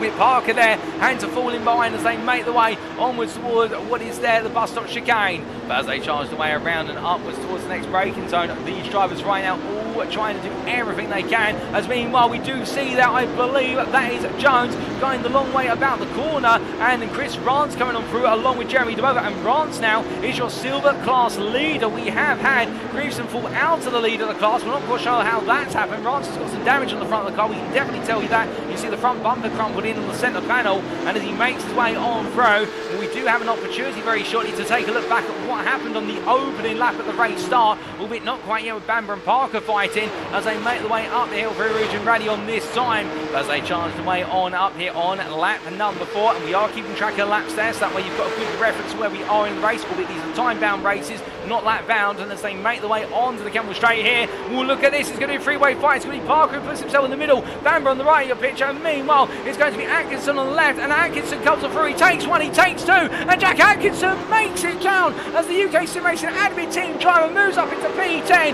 and now Parker will think, okay, I've got past Bamber, and what's this? I've got another UKSimRacing car right and squarely in my face. They make the way down towards Rivage, but meanwhile, Chris Rance in the lead of the Silvercross, he wants his goal, tries to get a move on, because he's got Jeremy DeBova right behind him, and DeBova is not waiting. He wants to get back on through, but as they come down through its corner, they're going to have to go line astern for now, as they make the way up towards Broome Corner once again, but coming down into the braking zone here, everybody right now eager to make headway. You can understand why, but there might be a reason why they won't want to make too much more headway for much longer, and that is tyre preservation, which we'll talk about in a little bit of a while. But meanwhile, Rance here looking all over the back of Bamber, and as the CS SimRacing UK driver gets close, he can't quite find his way on through and makes his way through the right into left here. Jeremy DeBova once again all over the back of him. DeBova looking for the move there around the outside into Stablo 1. I think just trying to position them at change by DBR machine as he makes his way out of the corner into Stablo 2 now, and through the right they go. But here, everybody in the turf one another, nobody really gains or loses apart from the very lead car in the form of what will be Atkinson in P10, and as they make their way up towards Francorchamps corner, over inches closer and closer, but can he get close enough here to think about a pass? No, he cannot. He's going to have to wait instead. But meanwhile, Rance goes a bit wide, and DeBova's going to come at him now with full flame and fury as they make their way into the braking zone. DeBova up the inside, Rance on the outside into the bus stop chicane. He's going to switch back to a left-hander, but DeBova gets ahead before they reach the final part of the chicane, and Jeremy DeBova retakes the lead of the silver class after losing it on the opening lap. But with that, we get an opportunity to take a look back at what exactly happened at the race start, and here is the replay. Look at it from the perspective of Jeremy DeBova in particular, from the blimp camera, as we did go green flag racing. Now what you'll see looking into the mid-pack here, is the instant going to start earlier on or not? Well, we did of course have it all go wrong for Philipp Hammer as they made the way up the road, and as our drivers came on through, so Hammer's already lost it. You can see the smoke trail, and this is where the field parts. We've got the bushes there, and with some contact with Roxanne Marshall's car, I think sets off a bit of a chain reaction behind further, but that's not the most ideal camera angle. In fact, we do try to get a better camera angle of what exactly happened, and we look at it from Roxanne Marshall here down to the closer circuit as they made the way away, and as they charged away up the hill, or Marshall I think in the contact with the number 24 behind, the 24 being Rance's car, as they came through into the zone onto the brakes, and Rance tapping the rear of Marshall. So that explains what happened to Marshall, and then the number 92 car there, Patrick Thompson, being sent forward into the barrier, but other drivers trying to make over it. Alex Hiscock coming into the scene of the incident, starting from the back of the field, and everyone playing it cautiously there. But what happened to Paul Joseph Cliss? One of the cars who definitely got heavily impacted.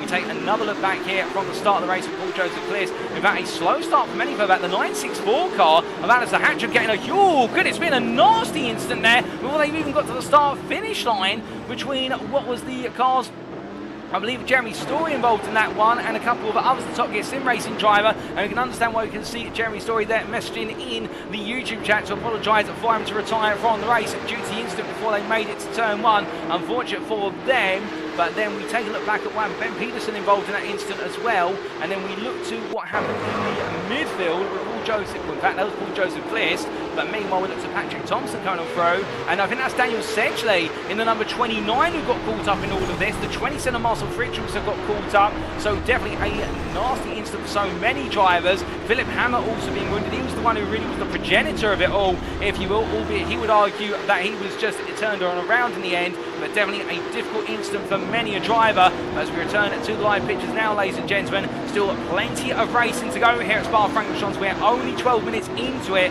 and well, we're not going to focus too long on where's the replay cameras. It's all gone wrong further by. More drama there as Stefan Liversidge is in a bit of an incident with also what I believe was Dean Powell, as Powell getting it wrong out of the final corner. And well, for Powell, definitely a nightmare moment, and Adam Greaves having to take evasive action there. But Greaveson's racing definitely now in a position whereby I think he's having to try and fight his way through the order, but also steer clear of all the carnage around him. And well, we will be getting a quick replay of what exactly happened there in short order. But meanwhile, we do look to Liverzic as he makes his way onwards to the Kimmel Straight as he charges on down right now. We're behind him at Mark Oliver and Dean Powell having a bit of exchange here. Powell's going to go around the outside. This is a P18 overall, not for class position, with Powell being the gold driver to Oliver being the silver driver, but the ATEC Tech driver there just tucking in behind and deciding to hold on and focus on P4 in the silver class instead, with Didi Belamy closing behind and closing very fast indeed. But as they come out of Lake On and down towards the Ravage corner, we have a quick replay of what happened to Dean Powell only moments ago, and here is the replay. Well, this is under braking into the bus stop chicane, so Powell gets the first apex, hooks up second apex, however. The rear of the car, I think, is going to go round as he exits, and then Greason has to take evasive action as Powell tries to get the car to the racing line. Liverzic in the line of fire there, and Powell making contact with Liverzic, and well, an unfortunate one. And well, I think it'll be Powell not be too pleased with that, but that is the way it has gone. But as we return to your live pictures now, ladies and gentlemen, a short instant there as we say hello to Ryan Walker in the YouTube chat. But meanwhile, all the racing charges on, and a bit further back in the silver class, here is Sean Cranley Swash for 24-hour Bunty People versus what is Yules Bounce as they make the way on through the Vantage Chicane. They're battling for P8 in the silver class, and Swash having made the best part of 2 places so far in class 5 overall. Bounce has made 4 in class, meanwhile 7 overall. So both drivers have been early gainers, but as they reach the end of the first third of this race, now I think they're starting to settle into their little battle, but also focusing on what other progress they can make. As meanwhile, we get to Glenn Hummerstone versus Dee Blaming as they make the way in to Blanchman. Hummerstone going round the outside of Dee Blaming for P5 in the silver class. A nice move from the ATEC Tech racing driver, and well, we were about to say things were going to calm down, but at the same time I think some drivers here are really trying to push on. But the point with regards to things now calming down, well, given the fact, as we heard from Thomas Cope in the post-round interview at Road Atlanta, who talked about the fact that the tyres on these cars, as Cameron Smith into the wall there, pulls that fault for a moment, as Smith's got it very wrong, much like Powell only moments ago at the bus stop chicane, and he's dropped all the way down to P28 overall, with P10 in the silver class, just behind Chris Eddersford. Well, for the Scotsman, it's all gone a little bit wrong at the moment. We've still got half an hour of race to go, plus the final lap, and well, we're going to say with the tyres around here really only in their climb for the best part of 15 to 20 minutes, and then out of the window for the remainder of the race. You need to manage that tyre life and not push the tyres too hard. Indeed, if you push them hard early, you may lose the pace later on in the race. Speaking of which, will the two ATEC Tech drivers here, Humberstone and Oliver, battling side by side for P4. They're going side by side into Lake On, and as they do, it's going to be Humberstone outside to inside, Oliver inside to outside, as meanwhile it's going to be Liverzic and what is Dean Powell battling side by side on through. And indeed, as they all come on through, now everyone settles down to order. Powell has cleared Liverzic for P14 in the gold class, P17 overall, but meanwhile Humberstone in under pressure from Diva Laming as they make the way through Ravage, and as they come on down, well, Diva Laming's now looking for that move in earnest. Will Lee Dima just behind, and as they come out of it, will they all settle down to line the stern, but the drivers here eager to make headway around one another, but Humberstone definitely being shortchanged by his teammate here and almost losing 2 places at the price of one team swap. But as they come down through Bourne, charging up towards the Vantage chicane, will Dima now looking to try and make a move on Didi Blaming. And the gold driver here from Wales, the fixed Alta Aberdare, just trying to make a bit more progress up the overall field to go hunting after his rivals. As meanwhile, Liverzic with damage to his car, picking up that damage from the contact with Powell only a lap ago, under huge pressure here from Oliver and Humberstone, and really acting right now as a little bit of a cork in the bottle as he goes deep into Stablo 1. That's going to open up the door, and Oliver's going to push the door more open here, but Liverzic keeps his foot in it as they make the way through, goes wide and takes some gravel with him, but in return, Oliver and Humberstone now stepping on one another toes, and as they make the way up towards Blanchimont corner, Humberstone very eager to get on through here. He doesn't want to wait, but Liverzic definitely keeping everybody in check as they make the way up towards the bus stop chicane. Long line of stern right now, but it's going to be anything but that under braking potentially as they all come down hard and fast onto the anchors. But all 5 drivers here, Liverzic, Oliver, Humberstone, Di Bellamy and Dima staying together, and Roxanne Marshall now to the back of this. We have a 6th driver in this pack. Marcel Fritsch also closed up, so the battle for P18 overall heating up here with the wounded car. Liverzic just acting as a cork, but meanwhile we haven't looked at the front of the field for some time with so much action happening further back, but we looked at the very front of the field at Matters. They've gone to lap number 8 and go for a Lecombe currently, and it's Thomas Cope for Olympus eSports Vanguard who leads 6 tenths clear of Paul Busby P2, as the Effect Simulations driver is not being dropped here by Cope. I think Cope would be hoping they'd be able to run away with this, but it's anything but that as the 420 driver here. And what we saw many of you talk about in the chat in the build-up to qualifying and through qualifying, that Busby absolutely charges around Spa, and right now I definitely think he has a little bit of a point to prove here, making sure that Cope can't run away with things as they come down towards Braun corner once again. You then got Corey Lazarus in the second pack P3 ahead of teammate Samuel Sproul, with Lucas Mann and Igor Kos behind, and Kos right now trying to close up here in the FTR eSports machine. The German driver doing everything he can to hunt down the Belgian as they make the way through the double left, but these two in a bit of an equilibrium at the moment as they make the way onwards towards the right left of Fangio chicane, and as they come down into the braking zone here, nothing between them at the moment, but Romano going slightly deep in that gap, going down to 3.5 tenths, and I think Kos just trying to enact that pressure he needs in order to make a move for a P5 position.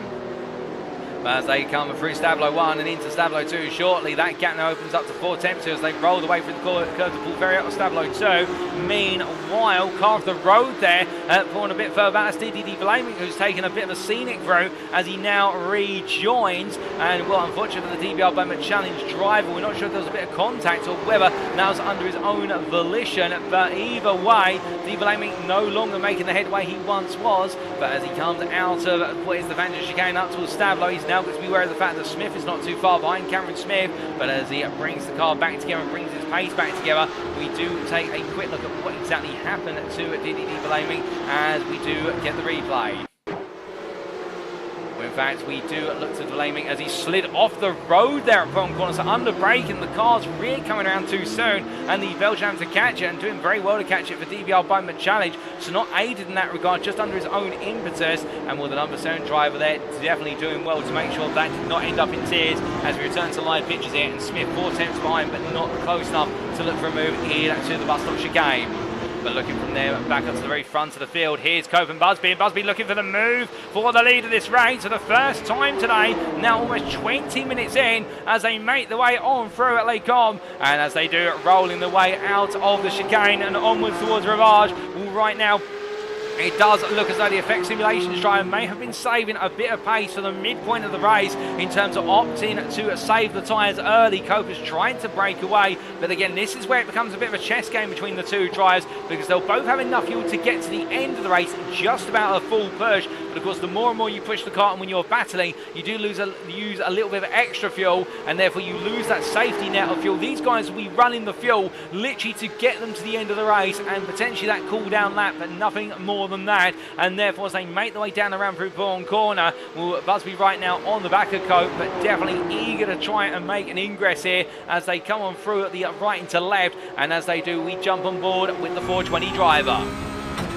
Now heading up towards turn number 14, as it would be on the GB circuit, going through Stablo 1 and in towards the curve of Paul Ferry at Stablo 2, as it's also known, 4 tenths there. We can see Busby really having to fight against the current of dirty air on the back of Cope's car, and it's these medium speed corners where it does seem as though that dirty air having a prevailing negative effect versus Busby's intentions as he heads up towards Blanchemont, now coming into the left-hander.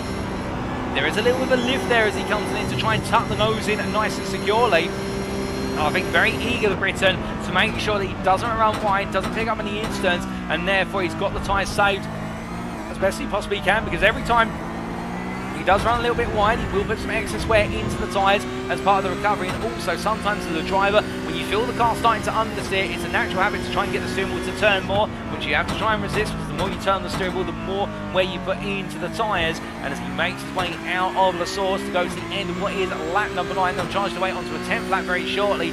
The gap stays at 6 tenths, so he got close on that lap to Busby, but not close enough to try and force a move, and instead now had to fall back for a brief moment. As meanwhile, we've got a lock up there from Emil Koopmans into La Source. That's going to be lead through. Koopmans meanwhile now under pressure from Ramadan and Parker, as Ramadan and Parker share the real estate behind Koopmans. They make the way onwards towards Eau Rouge, and as they do, they all form back into line here. Koopmans, however, with a slight error for apex misses, definitely missed the apex of La Source, and coming out of Radion now. Well, I think here he's going to be grateful. He's got a bit of a distant toe over the back of the car of Lee, but as they head in towards the next braking zone, will it be enough? Ramadan's thinking about it, so is Parker here. Coombs puts the car briefly in the middle of the road, I think trying to say to Ramadan, no, you certainly do not. Meanwhile, Parker over the back of Ramadan trying to squeeze his way in, but they stay as they are for now, and Lee capitalising on that opportunity up to P7, and I think there will be a little bit of smile on his face with Danny Lee definitely in the race, coming alive compared to his qualifying pace. It will be a good qualifying that for him to be just outside what was the top 10, but right now battling inside the top 10 and enjoying the race trim, most definitely so. But as the drivers here make the way into X corner, meanwhile we have had a further incident for Roxanne Marshall that's put it down to P30 off camera, but looking from the battle for P7 in the overall and gold stakes, we look a bit further back to P32, and this is Stephen Lathwell who is chasing down Stephen Hobbs for what is P11 in the silver class, P31, and their battle right now does see the CS SimRacing UK driver staying behind. In fact, it was quite recently that Hobbs found his way past Lathwell, and now I think we are going to see an exchange, as meanwhile we have had an exchange for P2 in the silver class as it continues here. Chris Rance, the other CS SimRacing UK car, looking up the inside there versus Greason, who got the move on the run out of Pouon, but as they come on through, we've got Jones there behind the gold driver of Mark Jones, and then you've got Simon B. Bamber, they're squabbling for P12 in gold, but Rance versus Greason right now as they come on through at Stavlo 2, and as they do, well, Rance trying to stay one step ahead here, but meanwhile Jeremy DeVova is 4.5 seconds up the road,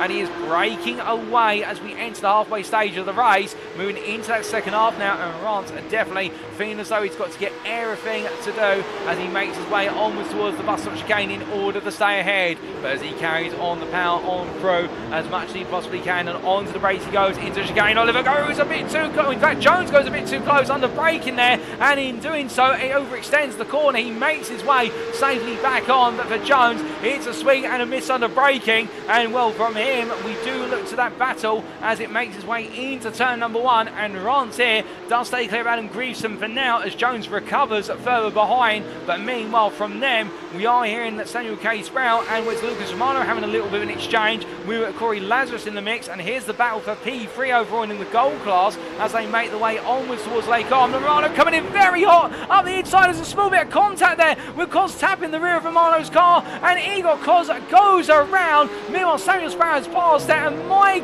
goodness, Igor Cos trying to follow what was there Romano on through, but in the end just giving Romano a little bit of a push on through, and Sprout in return tucking in behind him, losing one place but not losing his place in the race as Igor Cos now drops back behind Emil Koopmans into what is P8 as Sprout there loses the rear of the car through X, and I think tyre life now is starting to become a premium as we're hearing that Glenn Humberstone has had to come into the pit lane. I believe it may be sort of some repair work on the car, we'll have to wait and see, but either way that's not the way he's wanted it to go most certainly, and as the drivers carry on their way on around, well, right now for Sprout losing at Romano, and Lucas Romano right now just keeping his cool, carrying on, not putting any mistakes in so far, and feeling very comfortable with the car as he makes his way up towards what is there Stavlo 1. But as he comes on down the round, it was a bit of a send indeed, says, well indeed Medmo, I agree with you there, but sometimes you've got to go all for it, albeit as he makes his way on through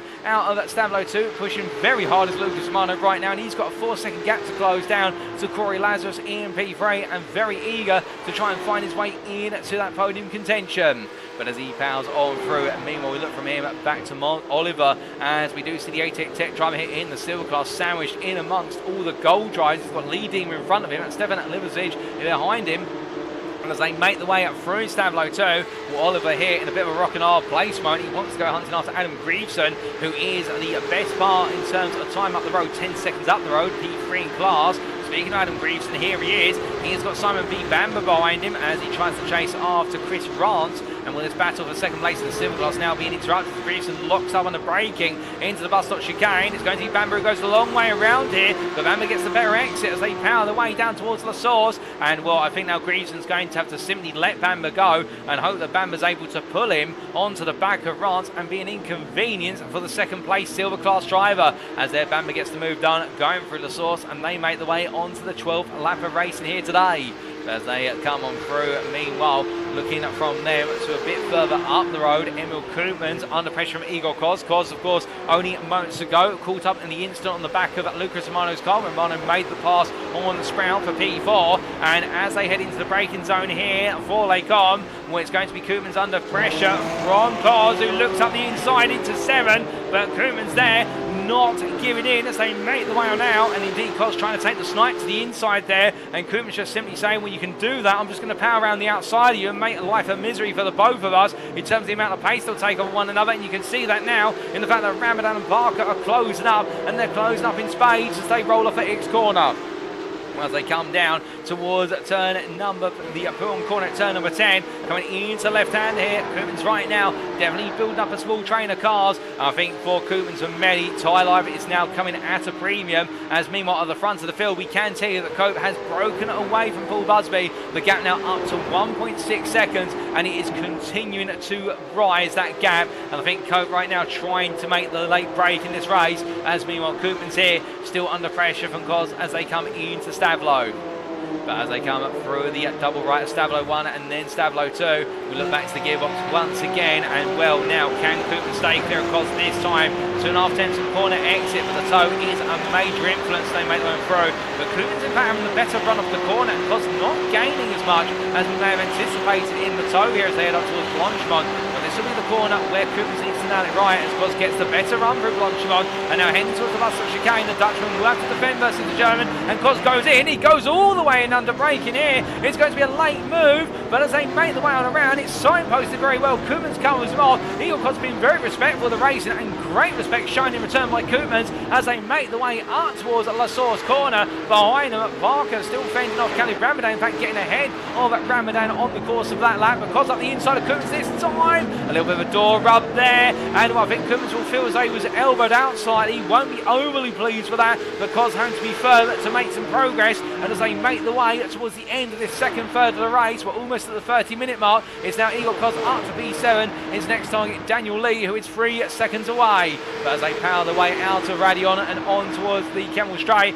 meanwhile Caleb Ramadan now trying to come back at James Parker in the toe there, and Parker very eager to make progress versus Koopmans. But as they come down to the braking zone, it's going to be Koopmans who tries to make return progress versus Koz. Around the outside to inside here, too wide they go through the chicane. Koz there on the inside for the final part of it as they go to the third turn. And well, with these two squabbling so much, Parker now will be close. Koopmans is still there. Parker's thinking about making it 3 wide. He backs out in the end and thinking no, Revanche doesn't need 3, it only needs 2 wide at the most. And as they come down through the sweeping right-hander, well, Koz right now holding on, but Koopmans very eager to come back at him. It's great racing between them, and meanwhile we jump on board with Caleb Ramadan. Well, he's in the popcorn seat, view of the 3 cars in front, and eager to try and also find his way into this battle.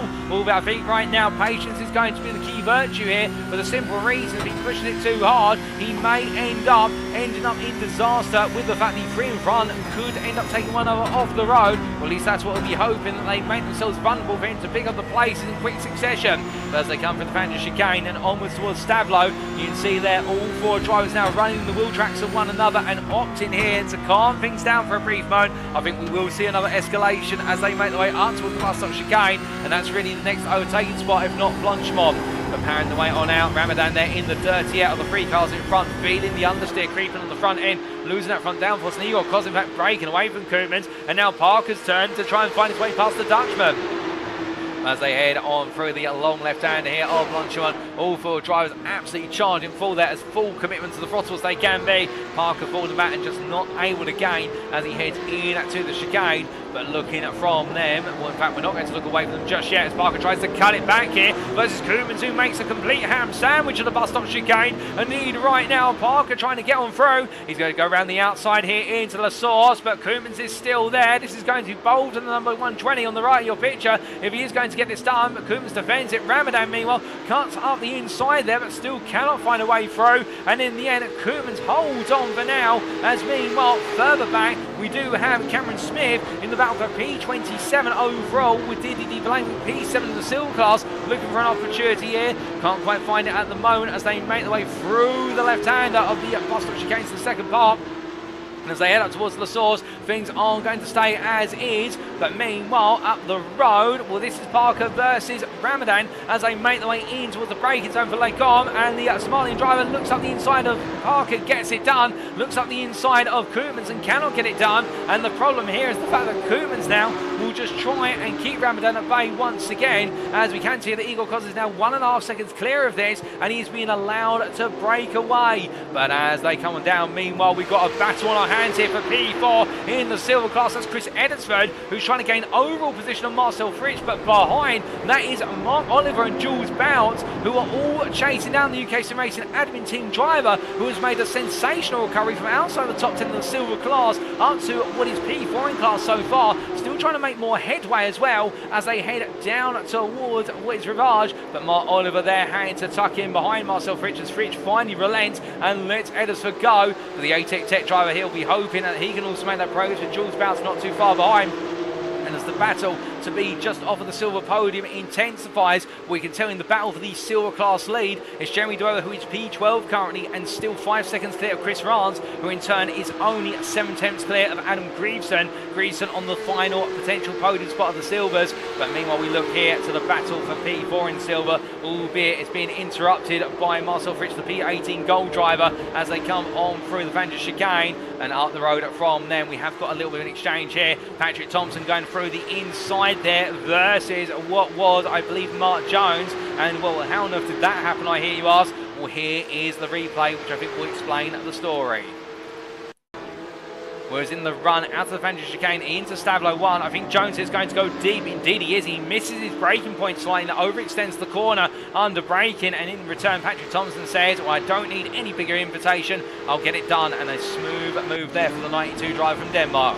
But as we return to live pitches now, he's trying to break away. He's in P14 in gold, trying to chase down Dean Powell, who is 3.5 seconds up the road. Jones, meanwhile, has got Lee Deemer chasing after him now. As you see Deemer there at the back of the three drivers, as the Welshman makes his way up towards La Source once more. But then in the rear of the picture, we have Stefan Liverzic, who is on to P20 overall, P17 in the gold class, ahead of Marcel Fritsch. And Fritsch coming back versus Edisford here, where it's not over between the two of them, but the Austrian driver racing for Team Germany now trying to make an overall position back. But as they come out of the source, onto another lap they go. Edisford not giving in here. I think both drivers want the other one to give up, but this is pivotal for Edisford, as we see that Fritsch tucks in behind. But as they make their way on through Rouge and Radion, now it's going to be a comeback attempt here from Fritsch. He'll look around the outside into the Kemmel Straight, but behind them, Ben Peterson comes on through. Peterson gets one, he gets two, he gets three, and Fritsch has got a slowdown penalty, and Edisford now is under attack from Oliver, and Oliver's going to look around the outside, but look about, it's three wide on the braking for people in the silver class, and as Edisford finds himself compacted there in the middle, it's the reverse Moses manoeuvre, and Jules Bounce, my goodness, the DPR driver,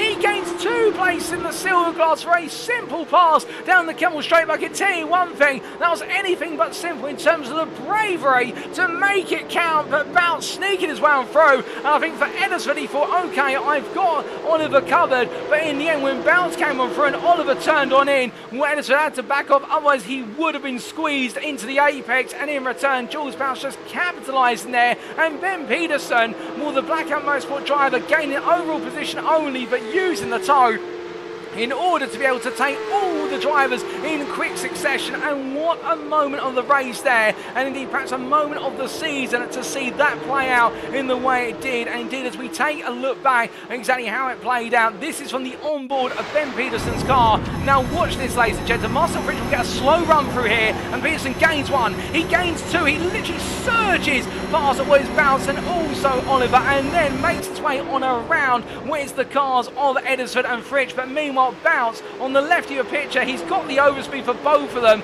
and with Oliver coming to the outside and Edisford coming to defend him, I don't think Edisford knew Bounce was there until they made the apex, and I think then he suddenly realised, actually I'm in a free wide and I've got to back out of this. But Bounce capitalising on a cacophony of that chaos there, and indeed right now major momentum gain for Peterson and Bounce. But meanwhile, we look back to your live pictures and we look onto the Kemmel Straight once more. This is the battle for P8 in the gold class, and overall and as Kelly Ramadan charges on down the straight right now, he's got Koopmans and Parker, and well, I can tell you one thing, Koopmans does not want to let the sniff of the toe go. Parker's going to try and make it 3 wide, but Ramadan says no, 2 wide are plenty, thank you, and Parker's made to wait. Koopmans goes around the outside. Can he get the door shut? Indeed he does, and what is a beautiful move there from Koopmans outside to inside. I think Ramadan, in focusing so much on keeping Parker at bay, in the end sacrificed his positioning to keep Koopmans behind. Parker's going to look up the inside into Ravage now. 2 wide they go. Parker's got the inside. I think this will be a straightforward pass for the 120 drivers. He comes off the corner and gains P9 for iRacing, Race Summaries,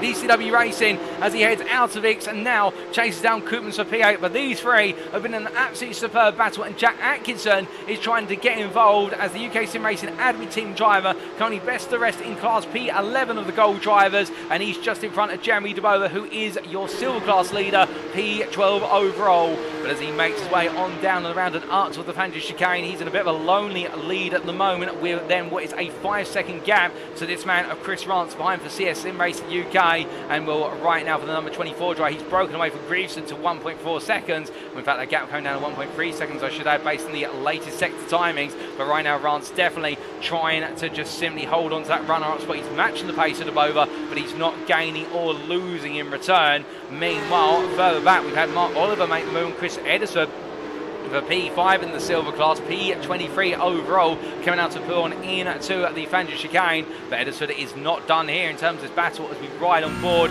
with the 888 driver from England. As he comes in to the right-hander here of Stavlo 1, will make his way on through the first and then the second part of Stavlo, or vertical barrier. And as he rolls his way out, you can see Oliver there getting a better run. In fact, Edisford struggling with understeer then, in fact, really scrubbing the tyre. You could hear the scrubbing of the tyre, that groaning sound, and that is not going to help with tyre degradation. It will really help the centre part of the tyre compound and makes contact with the road surface as he makes his way up through Blanchiment. I think right now Edison's only got one thing on his mind, and that is coming back in this battle for P5. But as they make their way into the brains over the bus stop chicane, he gets close, but he's not close enough to be able to tease out a move here as they come towards the end of another lap.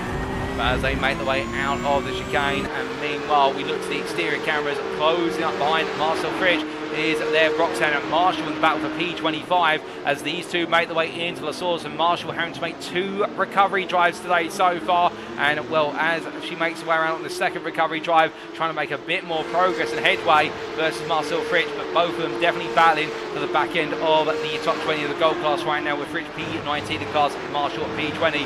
And as they head up the hill through Rouge and Radion, time running out in this race, 6 minutes left. But as they head onward still, meanwhile we do have, and very well spotted from what is Matt Edmondson in the YouTube chat, as we look to Edisford coming back here versus Oliver into the Lecom chicane, and gets it done there in the run back for P5. We have to pause that fault, ladies and gents, because Corey Lazarus right now is the fastest man on circuit. He has just set a 2:20.77. Something tells me the Blackout Motorsport driver from New Zealand right now is absolutely pushing the wick up to 11, as Spinal Tap would say, and indeed if you get that reference you're a rock legend. But as he makes his way up towards Blancheville Corner right now, Corey Lazarus definitely doing everything he can to try and close down Paul Busby, having taken 6/10 out of him on the previous lap. We'll see what happens on this lap as they come towards the end of it. Thomas Cope, meanwhile, your race leader as he heads towards La Source, leading by 4 seconds. You can then see further behind as he makes his way past our static cameraman. There's Paul Busby, and then there is Corey Lazarus who follows on through behind. But the Blackout Motorsport New Zealand driver definitely really roaring on, and as he comes in to the right hand of La Source, can he find a way to close that gap down and then make a move for the runner-up spot today? I think Busby may have just taken a bit too much out of the car in trying to chase Cope down in the opening 20 minutes of this race. It's a 2:21.0 for Cope, it's a 2:20.9 for Busby, and for Lazarus it's a 2:20.5. Lazarus is flying, but the problem is, has he left this too late? He's only got 5 minutes to go. It will equate into what we expect will be 3 more laps of racing, including the one they've gone on to. They'll just squeeze in 1 more lap, we reckon. But as they make the way on down to the reins over Lecom, we can see Busby there going a bit deep, and I think Busby is struggling with the tyres right now, as meanwhile Igor Kos has caught up to the back of Daniel Lee for P6, and as Kos looks around the outside on the Kemmel straight here, will it be straightforward? Will Lee push this one hard, or will he just decide to hold on to P7 in the end? Kos has got the overspeed. I think Lee trying to match him on braking there, because with the overspeed it could just go 1 yard further, and the German makes the move on the Britain for P6. will Lee now come back in the run down towards Rivage Corner? Will Lee thinks about it, he peels out but realises there's not enough run in order to go for it, and therefore has to stay in behind. But as things calm down there in the battle for the final spot in the run to P5, albeit P6 in the gold class and P5 just up the road in the hands of Sproul, who is 3.5 seconds clear, albeit being closed. We do look here to Stefan Liversidge and what is, I do believe, Ben Peterson looking around the outside. And Peterson having started from the back of the field, P39, where it's not been a race where he's going to be achieving a major positional achievement. I tell you one thing, Peterson is absolutely alive here today at the Spa-Francorchamps circuit as he looks up the inside here of Liversidge into Rivage. He goes to, this is a P17 gold class, P20 overall, and he's going to take it there as the priority goes deep. And let's leave the door open, and Peterson for Blackout Motorsport says, I can keep gaining these places, and I think he'll be regretting the fact he wasn't able to qualify further up the order, because I definitely think he's had the pace today in order to be inside the top 10 of the gold class. But as he comes on down, Chris Edisford now all over the back of Jules Bounce. Once again, Bounce having made his way past both and Barnaby, Edisford and also Oliver early on. But as they make the way now in towards what is there, the Vander chicane, I think Bounce starting to run out of tarmac and also tyre grip, but meanwhile Edisford in return really finding the car coming alive, and perhaps Edisford's been saving the car for these late stages of the race as we jump on board with the Triple Eight driver and listen in. As he comes out of Stablo 1 and into Stablo 2, tucking in behind him and going on through the right-hander and onwards he goes, with Bounce able to pull away, and I think right now Edisford just staying there within half a second. There's still more time to go as our race leaders have already gone to lap number 19, and in fact they're up towards Les Combes, so it will mean we are 50-50 on whether we will see a 20th lap here today. My gut feeling says we will just creep onto it with about 3 seconds to spare, but as Edisford tucks in behind here, definitely trying to size up that return to P4 in the silver class, albeit Bounce will be eager to hold on to it, having made that sensational move only a few laps to go as they charge their way on towards the source. As now within 2 tenths, he brings over the racing line. Is this a dummy? No, I think right now he's set himself up for the best possible run out of the hairpin to go on to the next lap. And as they come out of the corner and charge onwards here, now who got the better run? Well, Bounce got the initial acceleration out the corner, but Edison in the toe. It will all equalise here. Liversidge is 1 second up the road from Bounce and therefore will be given him a distant toe. So Edison right now has to combat against the dirty air, plus also the fact that Liversidge giving the toe to Bounce, but as they make it on the Kemmel Straight, he's not close enough this time as they power on through and down towards Les Combes chicane. As they head towards the braking zone here, no movement at the moment as Marcel Fringe going slowly there, and I think a slowdown penalty giving Roxanne Marshall the right to return to P25. But as we look further up the order, meanwhile the battle for P2 is well and truly on as Paul Busby now under major pressure from Corey Lazarus as they make the way on out of Stablo at number 2 and onwards towards Blanchard. And Busby here, I don't think he's got any tyre left, and Lazarus is going to look round the outside. Well, this is one way to try and do it, but Busby is going to make his car as wide as possible as Lazarus made to tuck back in, and as they come on through and up towards the bus stop chicane, now we Busby defended on the inside into the chicane. Lazarus looking around the outside, going longer on braking here. Can he get it done? Well, Busby gives it the space, too wide at the second apex, and as they both powering out, Lazarus there with oversteer as he tries to get the power down. And meanwhile, Busby able to get the power down much more gradually as they make the way up towards La Source. Cope is going through the corner right now. We will get a 20th lap here today. One more lap to go. We sneak it in by the best part of what is 15 seconds remaining in this race, and Busby versus Lazarus. We're going to stay with this battle to the very end now, ladies and gentlemen. We've been building up to it for some time. White flag is now waving, and as we ride on board and look back from the rear of the Effect Simulations car, you can see Lazarus getting closer and closer. He's got the run. He's got a long run here all the way down the Kemmel Straight, but Busby defends the inside. But can Lazarus get ahead and clear Busby before they get to the braking zone? Well, both drivers, he'll be absolutely mashing the throttle pedal as hard as they can to the floor. Busby goes as late as he can. Lazarus around the outside to Les Combes, but as they go right into left, Busby loses the rear of the car, and he has to catch the car on the brakes, and with that, Corey Lazarus takes P2 for Blackout Motorsport, and the New Zealander there in a sensational late turn of pace makes it into the second spot ahead of Busby, as Busby there gave it everything he could, but the tyres just are not giving him the grip anymore, and as he now settles back down, he's got a 6.5 second gap to Lucas Romano.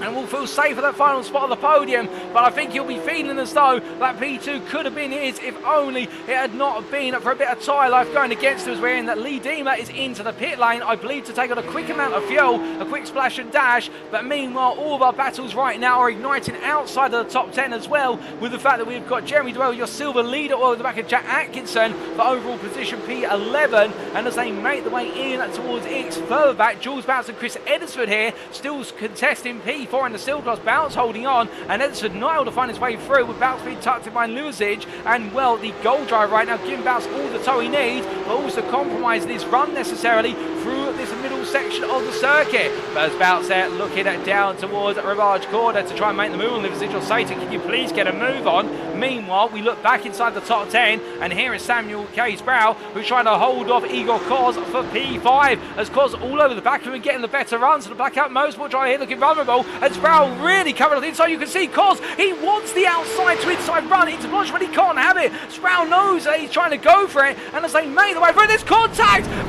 between the two, and Sproul into the tyre barrier there, as meanwhile, whilst the drama's happening further back, it's going to be a less than dramatic end to the race for your race leader. He's led from start to finish, and as he heads to the line, he makes it 3 race wins in a row. Thomas Cope takes the checker flag for Olympus eSports Vanguard in the overall gold categories, in which 6 seconds clear in the end of Corey Lazarus P2 for Blackout Motorsport in an absolutely brilliant drive in the late stage of the race. Paul Busby will take P3 for Effect Simulations, a podium well deserved today, and in P4 it will be Lucas Romano on his debut, ending just off of the podium for DBR ahead of Igor Koz. P5, albeit a bit of a cloud over him after the contact with Sproul at the end. P6 will go to Daniel Lee, the privateer, ahead of James Parker's P7, who holds off Khalid Ramadan and Samuel Sproul to the line, and it'll be Emil Koopman's P10 ahead of Jack Atkinson, with Jeremy DeBoer making it another win, taking the win on the home soil here, P12 overall, but the win in the silver class of the DBR Challenge driver.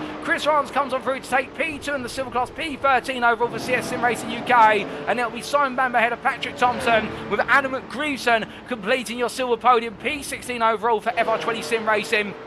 We then have Dean Powell coming to the line shortly as he makes his way through for P17 overall ahead of Ben Peterson, and then it will be Stefan Liversidge P8, P19 ahead of Jules Bounce, who holds off Mark Oliver in the end. Roxanne Marshall P22, and then it'll be Chris Edison P23 at a late error for Edisford, which has cost him dear, but then it will be Mark Jones P24 ahead of Marcel Fritsch, and then it will be Cameron Smith who comes on through at P26 ahead of Lee Diemer, as our cameraman there really been made to work by swirling the camera around for Fix Alter Aberdare, but as he makes the end of his race known, Didi Blaming comes home P28 ahead of Steve Hobbs, and then it will be, I do believe, very shortly. Well, there's Steve Hobbs. He's out of fuel, however, so Hobbs will be finishing, I believe, P30 instead behind Paul Joseph Cleist. Can Hobbs lose more places here? He's going to limp to the line, and as he does, he's going to finish P32 as he's given a bit of an elbow there for Daniel Sedgley, who was holding off Stephen Laffel to the line. Richard White will come on home P33 ahead of Philipp Hammer, and Alex Hiscox will come on P35 ahead of Sean Cradley Swash, with Glenn Humberstone being your last finisher on the lead lap. Indeed, all of our drivers who are out of the circuit and have not retired finishing on the lead lap. 37 finishers out of 39 starters, but we look to the front of the field, and this man today, he was put under pressure in the early stages by Paul Busby, but around 25 minutes in, found the ingredient not to feel any further pressure and just naturally break away. And I think the tyre preservation for Cope may have just given him the advantage today, and the Olympus eSport Vanguard driver making it 3 wins in a row, having started his debut campaign last week in the UKSimRacing Porsche Cup, and well, season 7 right now is looking good for the Briton.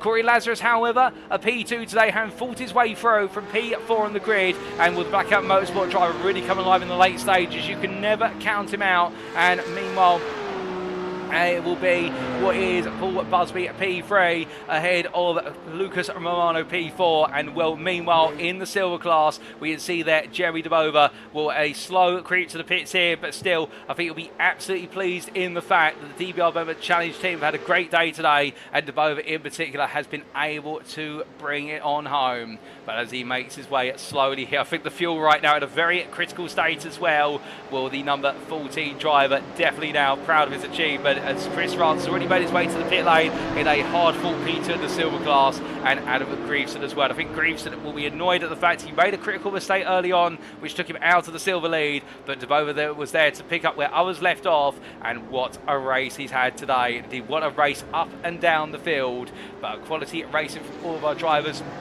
And well, with that in mind, we take a look to the scenic view, and it's now time to take a look at those race results subject to any Stewards inquiries. Thomas Cope taking the win overall and in the gold class for Olympus eSports Vanguard after what was a brilliant 20 laps of racing here at the Circuit de Spa-Francorchamps in the first endurance race round of the season, ahead of Corey Lazarus P2 for Blackout Motorsport. Effect Simulations Paul Busby completing a top 3 there, and with it the overall podium and the gold podium, ahead of Lucas Romano for DBR, and Igor Kos in a great drive through the field, making his way to P5 for FTR Esports, having to battle his way from the back end of the top 10 up to P5. And as we mentioned earlier, a little bit of a moment with Samuel Sproul going into Blanchimont, but whether that was contact between the cars or netcode, we can't quite see, so we're not putting any judgment on it. And when we do say, just to clarify in the chat there, a cloud over his head, just the fact, of course, when you do have an incident towards the end of the race, it may bear on you a little bit, but nothing can be taken from Koz's drive through the field today. Danny Lee, P60 privateer, and a great shine in the race, really improving from his qualifying position of P12, ahead of Khaled Ramadan, the SomSport driver, right in the thick of the battles, and finishing ahead of James Parker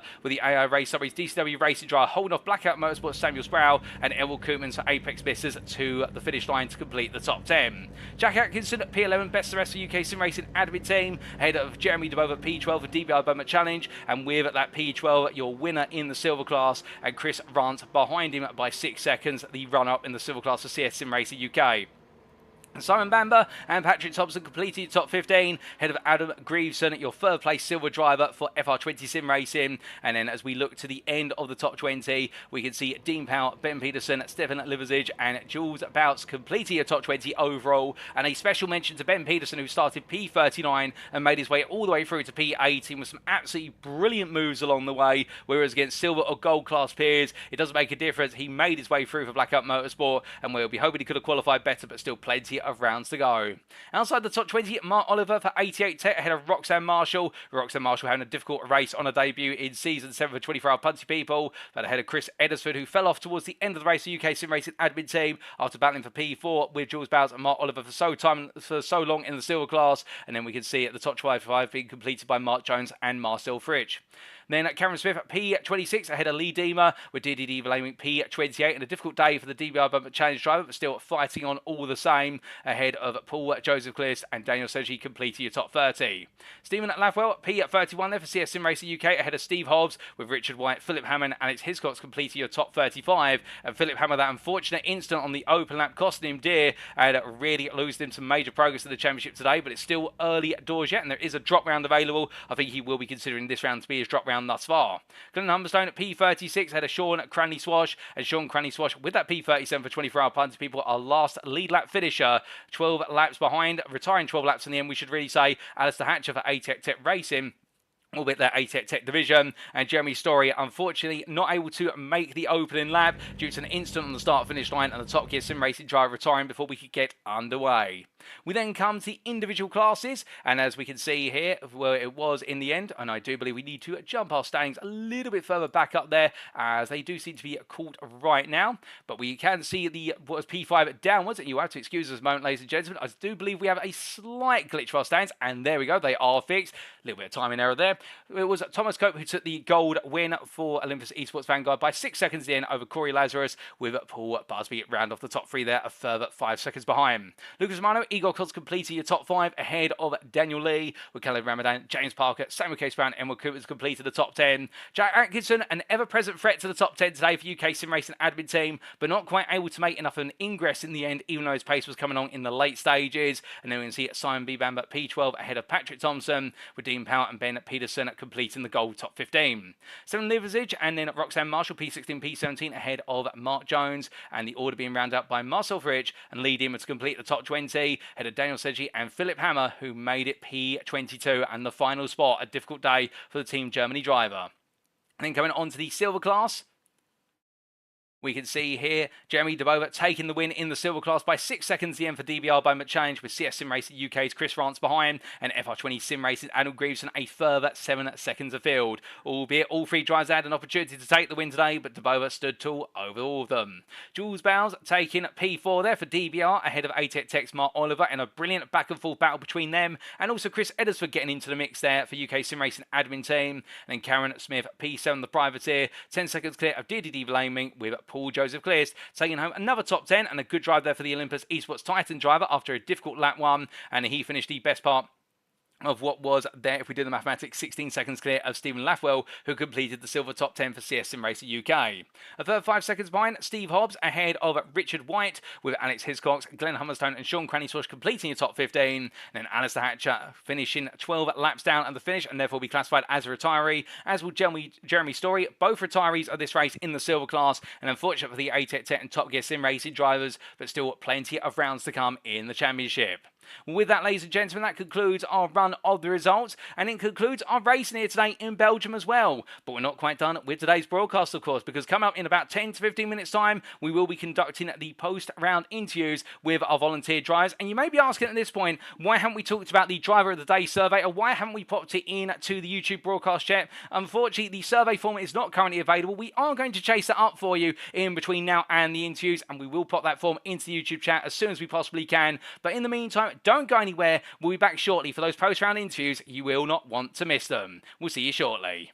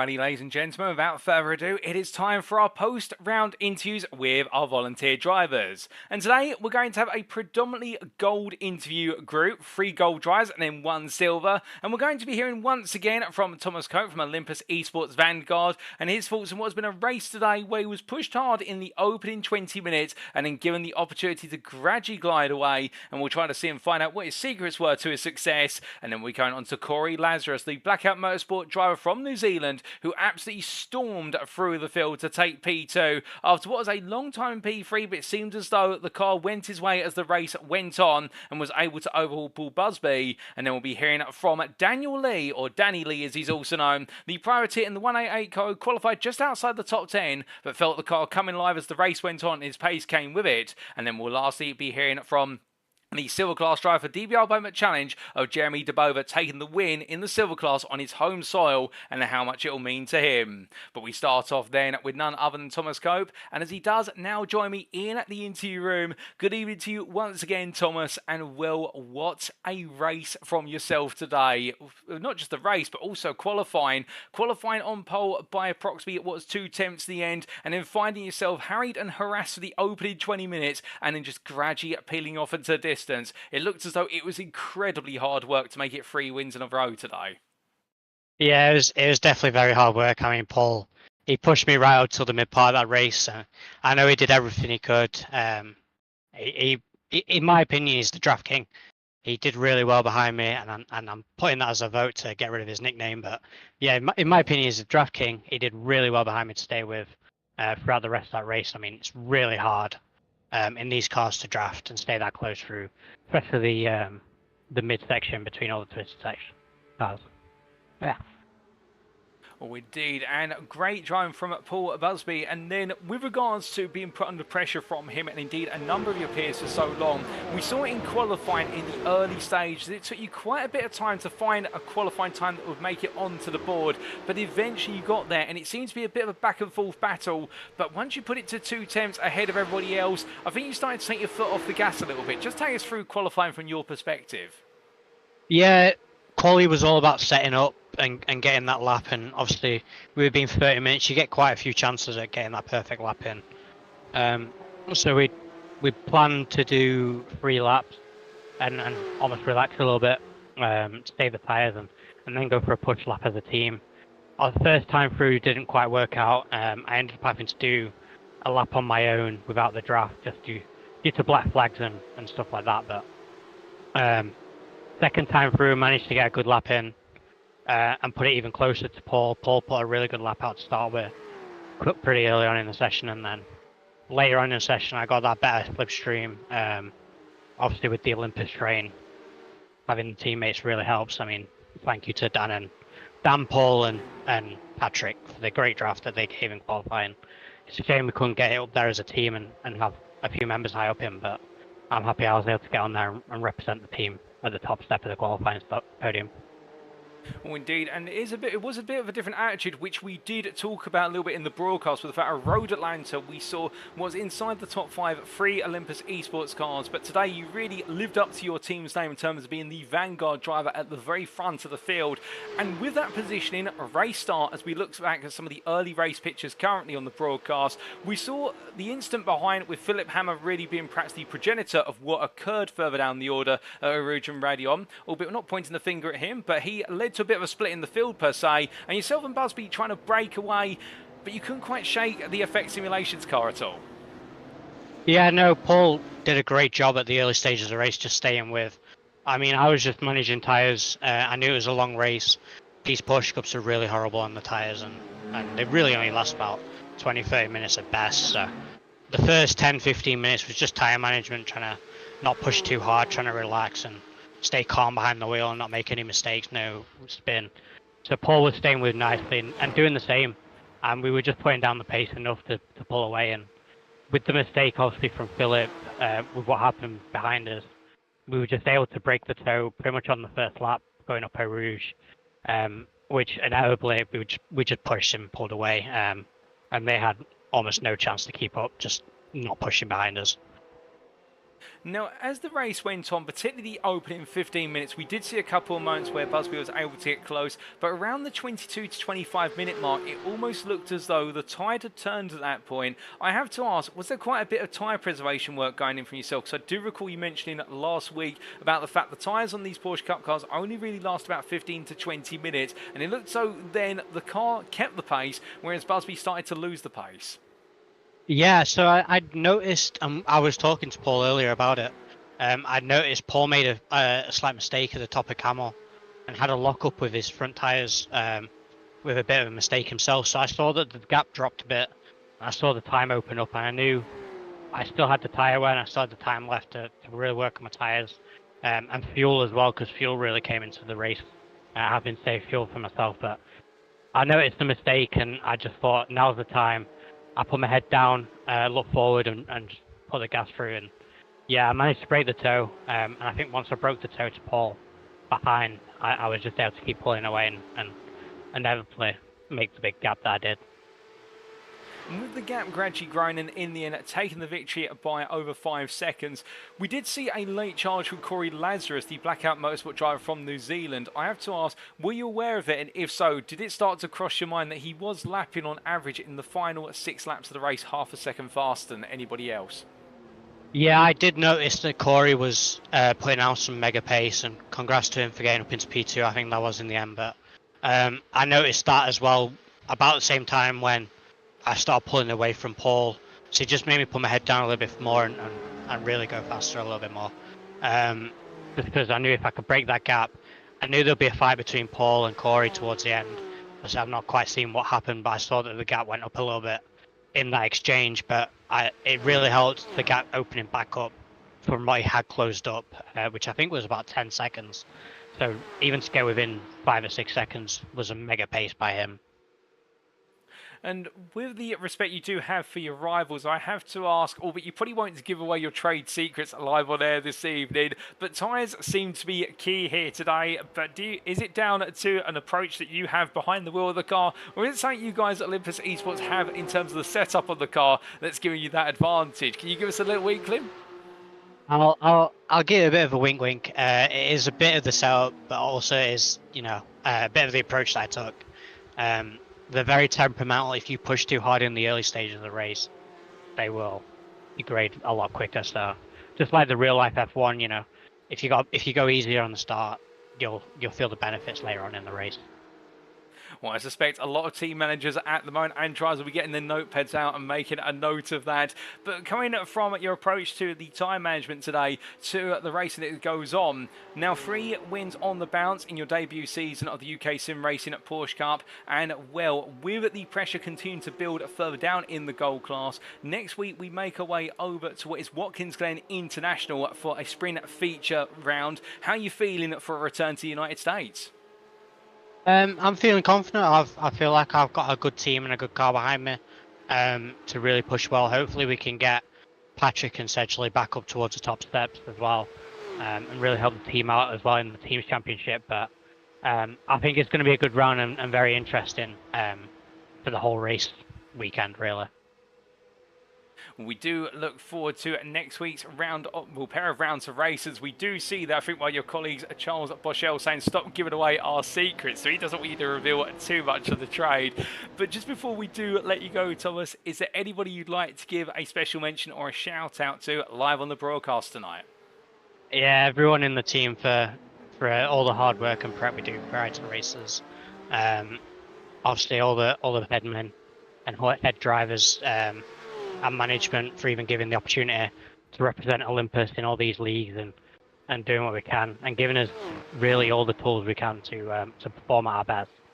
Obviously big shout outs to Paul and Corey for the great racing, yourself for the broadcast, all the admin team for the series and the hard work they're doing behind the scenes to put this on and keep it all in top spec, and just everyone around me really, and family and friends as well. Well, Thomas, with that, thank you very much for joining me in the interview room this evening. Congratulations on your performance today in both qualifying and the race. Now, 3 wins on the bounce. You've definitely given yourself the status of the early favourite in the Gold Class Championship for this season. We look forward to seeing you at Watkins Glen and indeed the wider team at Watkins Glen and seeing if you can continue win streak and whether the team can find an upturn in fortunes after today's challenging race at Spa. But with that, have a lovely evening. Thank you very much, Paul. So hearing there from Thomas Cope, the Gold Class driver who continues to surge forward in terms of his championship campaign. Indeed, as we see the pictures here with Busby keeping him honest all the way through the first half of the race and talking there about the fact that qualifying really did not work out for the first part and in the end having to work with his teammates to find some laps where he could use the tow after not having the opportunity to do so initially in qualifying, but the lap coming together and in the end on pole by what was 2 attempts at the close. And well, with that advantage, the Olympus eSports Vanguard driver really at the front of the field and without teammates to support him, therefore having to lay down the marker. And well, the incident occurred behind through Rouge and Radion. With a good number of the field, it was for Busby to follow Cope on through, but in the end, Cope was able to use the little secrets they do have at Olympus Esports with regards to the setup of the car and also the driving technique to be able to extract more life out of the tyres, not push them too hard by comparison with perhaps others on the grid. And we did see a couple of drivers really over-exaggerate the usage of the tyre earlier, but by not doing so, was able to manage the pace and bring it on home for a 3rd victory in a row. And as we go to Watkins Glen, well, we look forward to seeing the number 64 car fly high and where Olympus Esports as a whole team can bounce back after the challenge of today. But now coming on to our second interviewee, without further ado, it's my pleasure to welcome what is the New Zealander, albeit very early hours of the morning, for Corey Lazarus as he does get ready to join me in the interview room. But just whilst we are waiting for him to join us, ladies and gentlemen, we'd like to point out we did previously post a link to the driver of the day the submission form or the survey form in the YouTube live stream chat, and do make sure you let us know who your driver of the day is. Was it Thomas Cope, for example, or is it this man who joins me now in the interview room, Corey Lazarus? Well, Corey, what a race for yourself today. A P4 in qualifying where I think perhaps there's a little bit more pace in the car, but then going into the race itself, after what was quite a bit of time in the 3rd place position, the pace coming alive in the final 10 minutes and charging to P2 in the end past Paul Busby. You must feel as though it's been a great day of racing at Spa-Francorchamps. Yeah, morning, Paul. Yeah, it was a really enjoyable race, actually. Quite surprising how the car reacted. Actually managed to save the tyres. And the second half of the race, yeah, the car came on really well. So, yeah, absolutely stoked for P2.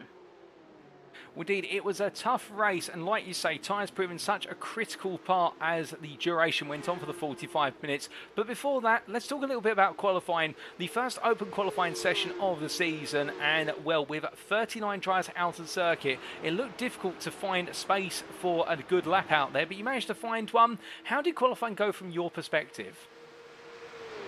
Yeah, not too bad.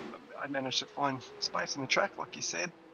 Didn't really get impeded any time and managed to pick up a tow. I think on my fast lap I got some help. Track was definitely crowded, but yeah, I was quite happy with the P4 for quality. You know, the calibre of driver up in front of us is immense. So yeah, happy with P4, mate. Well, that happiness extending in to when we went green flag racing, albeit a bit of a major incident around you on the open lap going through Uruguay and Radion. Just take us through that opening couple of quarters, because I think it may have made your heart skip a beat a little bit. Yeah, it definitely did. And I spent 45 minutes feeling horribly guilty because I actually thought I actually touched Philipp. But as soon as the race finished, I jumped off and checked the replay, and it was just a massive net code, which is really unfortunate because you can see at the point of contact I was actually lifting right off the throttle to let Philipp come back in front of me, but the net code picked it up, and yeah, I felt terrible for Phil because, you know, I have a huge amount of respect for him and what he does, and to see one of the top guys bow out like that was really, really unfortunate. At the start, you know, got a good start off the line, so did Phil, and we sort of crowded around Paul. And Paul wasn't letting off at all, and Phil tried to get up the inside a little bit and let off, and I was on the other side, almost side by side with Phil, and then, yeah, just as I let off the gas, Phil sort of started to come across the front, and and that's when the incident happened. So very unfortunate for Phil. It's the last thing I ever wanted to see, or for for anyone to go out like that. It was a real bummer. Well, like you say, it was an unfortunate incident, but still being able to take the difficulties at the start of the race and then looking forward, we saw yourself and teammate Samuel Sprout share quite a bit of space on circuit together, particularly in the first half of the race. It looked as though both of you were trying to work together for a P3, a P4, and perhaps chase down the leaders, but then at some point the pace started to go your way, and I think it was time for you to break away. Yeah, that was sort of an unspoken sort of plan after that debacle at the start.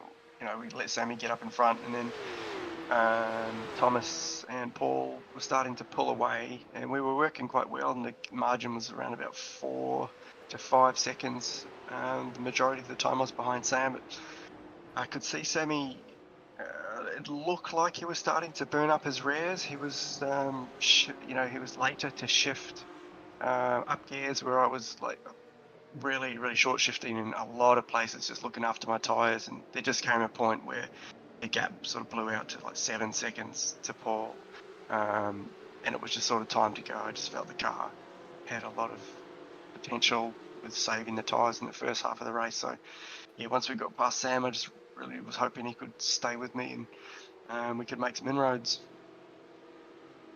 And with that and the approach that was coming and having to leave your teammate behind to try and fend off for a top 5 finish in the end, we saw, particularly in the final 10 minutes, Busby's pace start to fall off a cliff with tyre life. Meanwhile, your pace continued to surge through, and indeed setting laps in the 20s, whereas everybody else was in the 21s or the 22s. Just take us through how the car felt in those final 10 minutes, because seeing you close up so rapidly to the Effect Simulations driver, you must have been enjoying yourself. Yeah, for sure, but there's just such an immense focus. Paul's such a good driver, and you can't afford to miss any brake markers or miss your apexes or make any mistakes. And I think just saving the tyres right towards the end, the car, to me when I was driving, it just felt consistently stable. It felt like as I was gaining on Paul, I wasn't really making any inroads until we got to the chicane right at the last, the last chicane there, and it appeared as though I was pulling 3 to 5 tenths on him every lap under braking there, and I thought that's where we'd probably make a pass if it ever came to the pass. And like Paul was saying in the chat, he sort of burnt up his fronts, and he didn't have a lot of turn in, which really didn't happen. But I thought our pace was relatively consistent, although I was so focused on driving I wasn't actually watching lap times at all. It was just the relative, and really only checking it after that chicane each lap. But yeah, it was sort of coming down 4 tenths a lap, which was encouraging. It was just a matter of just not making any mistakes and just keep it rolling. Well, indeed, no mistakes in the end from yourself, and like you say, keeping it rolling, and then going for the move in the end, having to really push hard for it and to go for it. And say late on in the race, going for it, if I do remember correctly, on the run down the Kemmel Straight into Les Combes, was that where you aimed to have the move occur, or was it just you waited to see when you'd have the opportunity? Yeah, look, my new time was running out when I got to the back of Paul. It was like 2 laps to go. So in my mind, I was like, just take the very first opportunity. Doesn't matter what corner it is, where you are, just get past him and try and get ahead. And it just ended up, I got a better run in the toe down the straight there, and it just presented itself, and it was like last of the late breakers, and we both sort of hit the picks at the same sort of time, but Paul just didn't have that front end grip where I sort of did. I could trail off the brakes and keep it turning in, where he sort of hit the brakes and he lost the car. So yeah, it was just as soon as you get to Paul, take the first possible opportunity, because it was like last lap. So yeah, it was good for me, unfortunate for Paul. Well, in the end, you only needed one move to make it count, and it was the right move, and finishing P2 at the checker flag in our first endurance race of the season. A great result for yourself, and momentum now building for Blackout Motorsport as a team, as we did also see your teammate Samuel Sprout battling hard throughout the race, and in the end finishing P9 with an unfortunate incident towards the end with Igor Koz, but also making great headway. And let's not also forget your third teammate of Ben Peterson, who started from the very back of the grid and finished P18 at the checker flag. He must have been beaming when he got out the car. we actually haven't spoken yet. But yeah, like Ben is rapid and Sam's fast as well. Do you know what I mean? So I think when it all clicks, the three of us, we should be somewhere towards the pointy end of the competition. At the end of the season, yeah, it was super unfortunate for Sam on the last lap, and I'm not too sure. Like Ben's obviously had a great job to, make up 20 odd spots or whatever.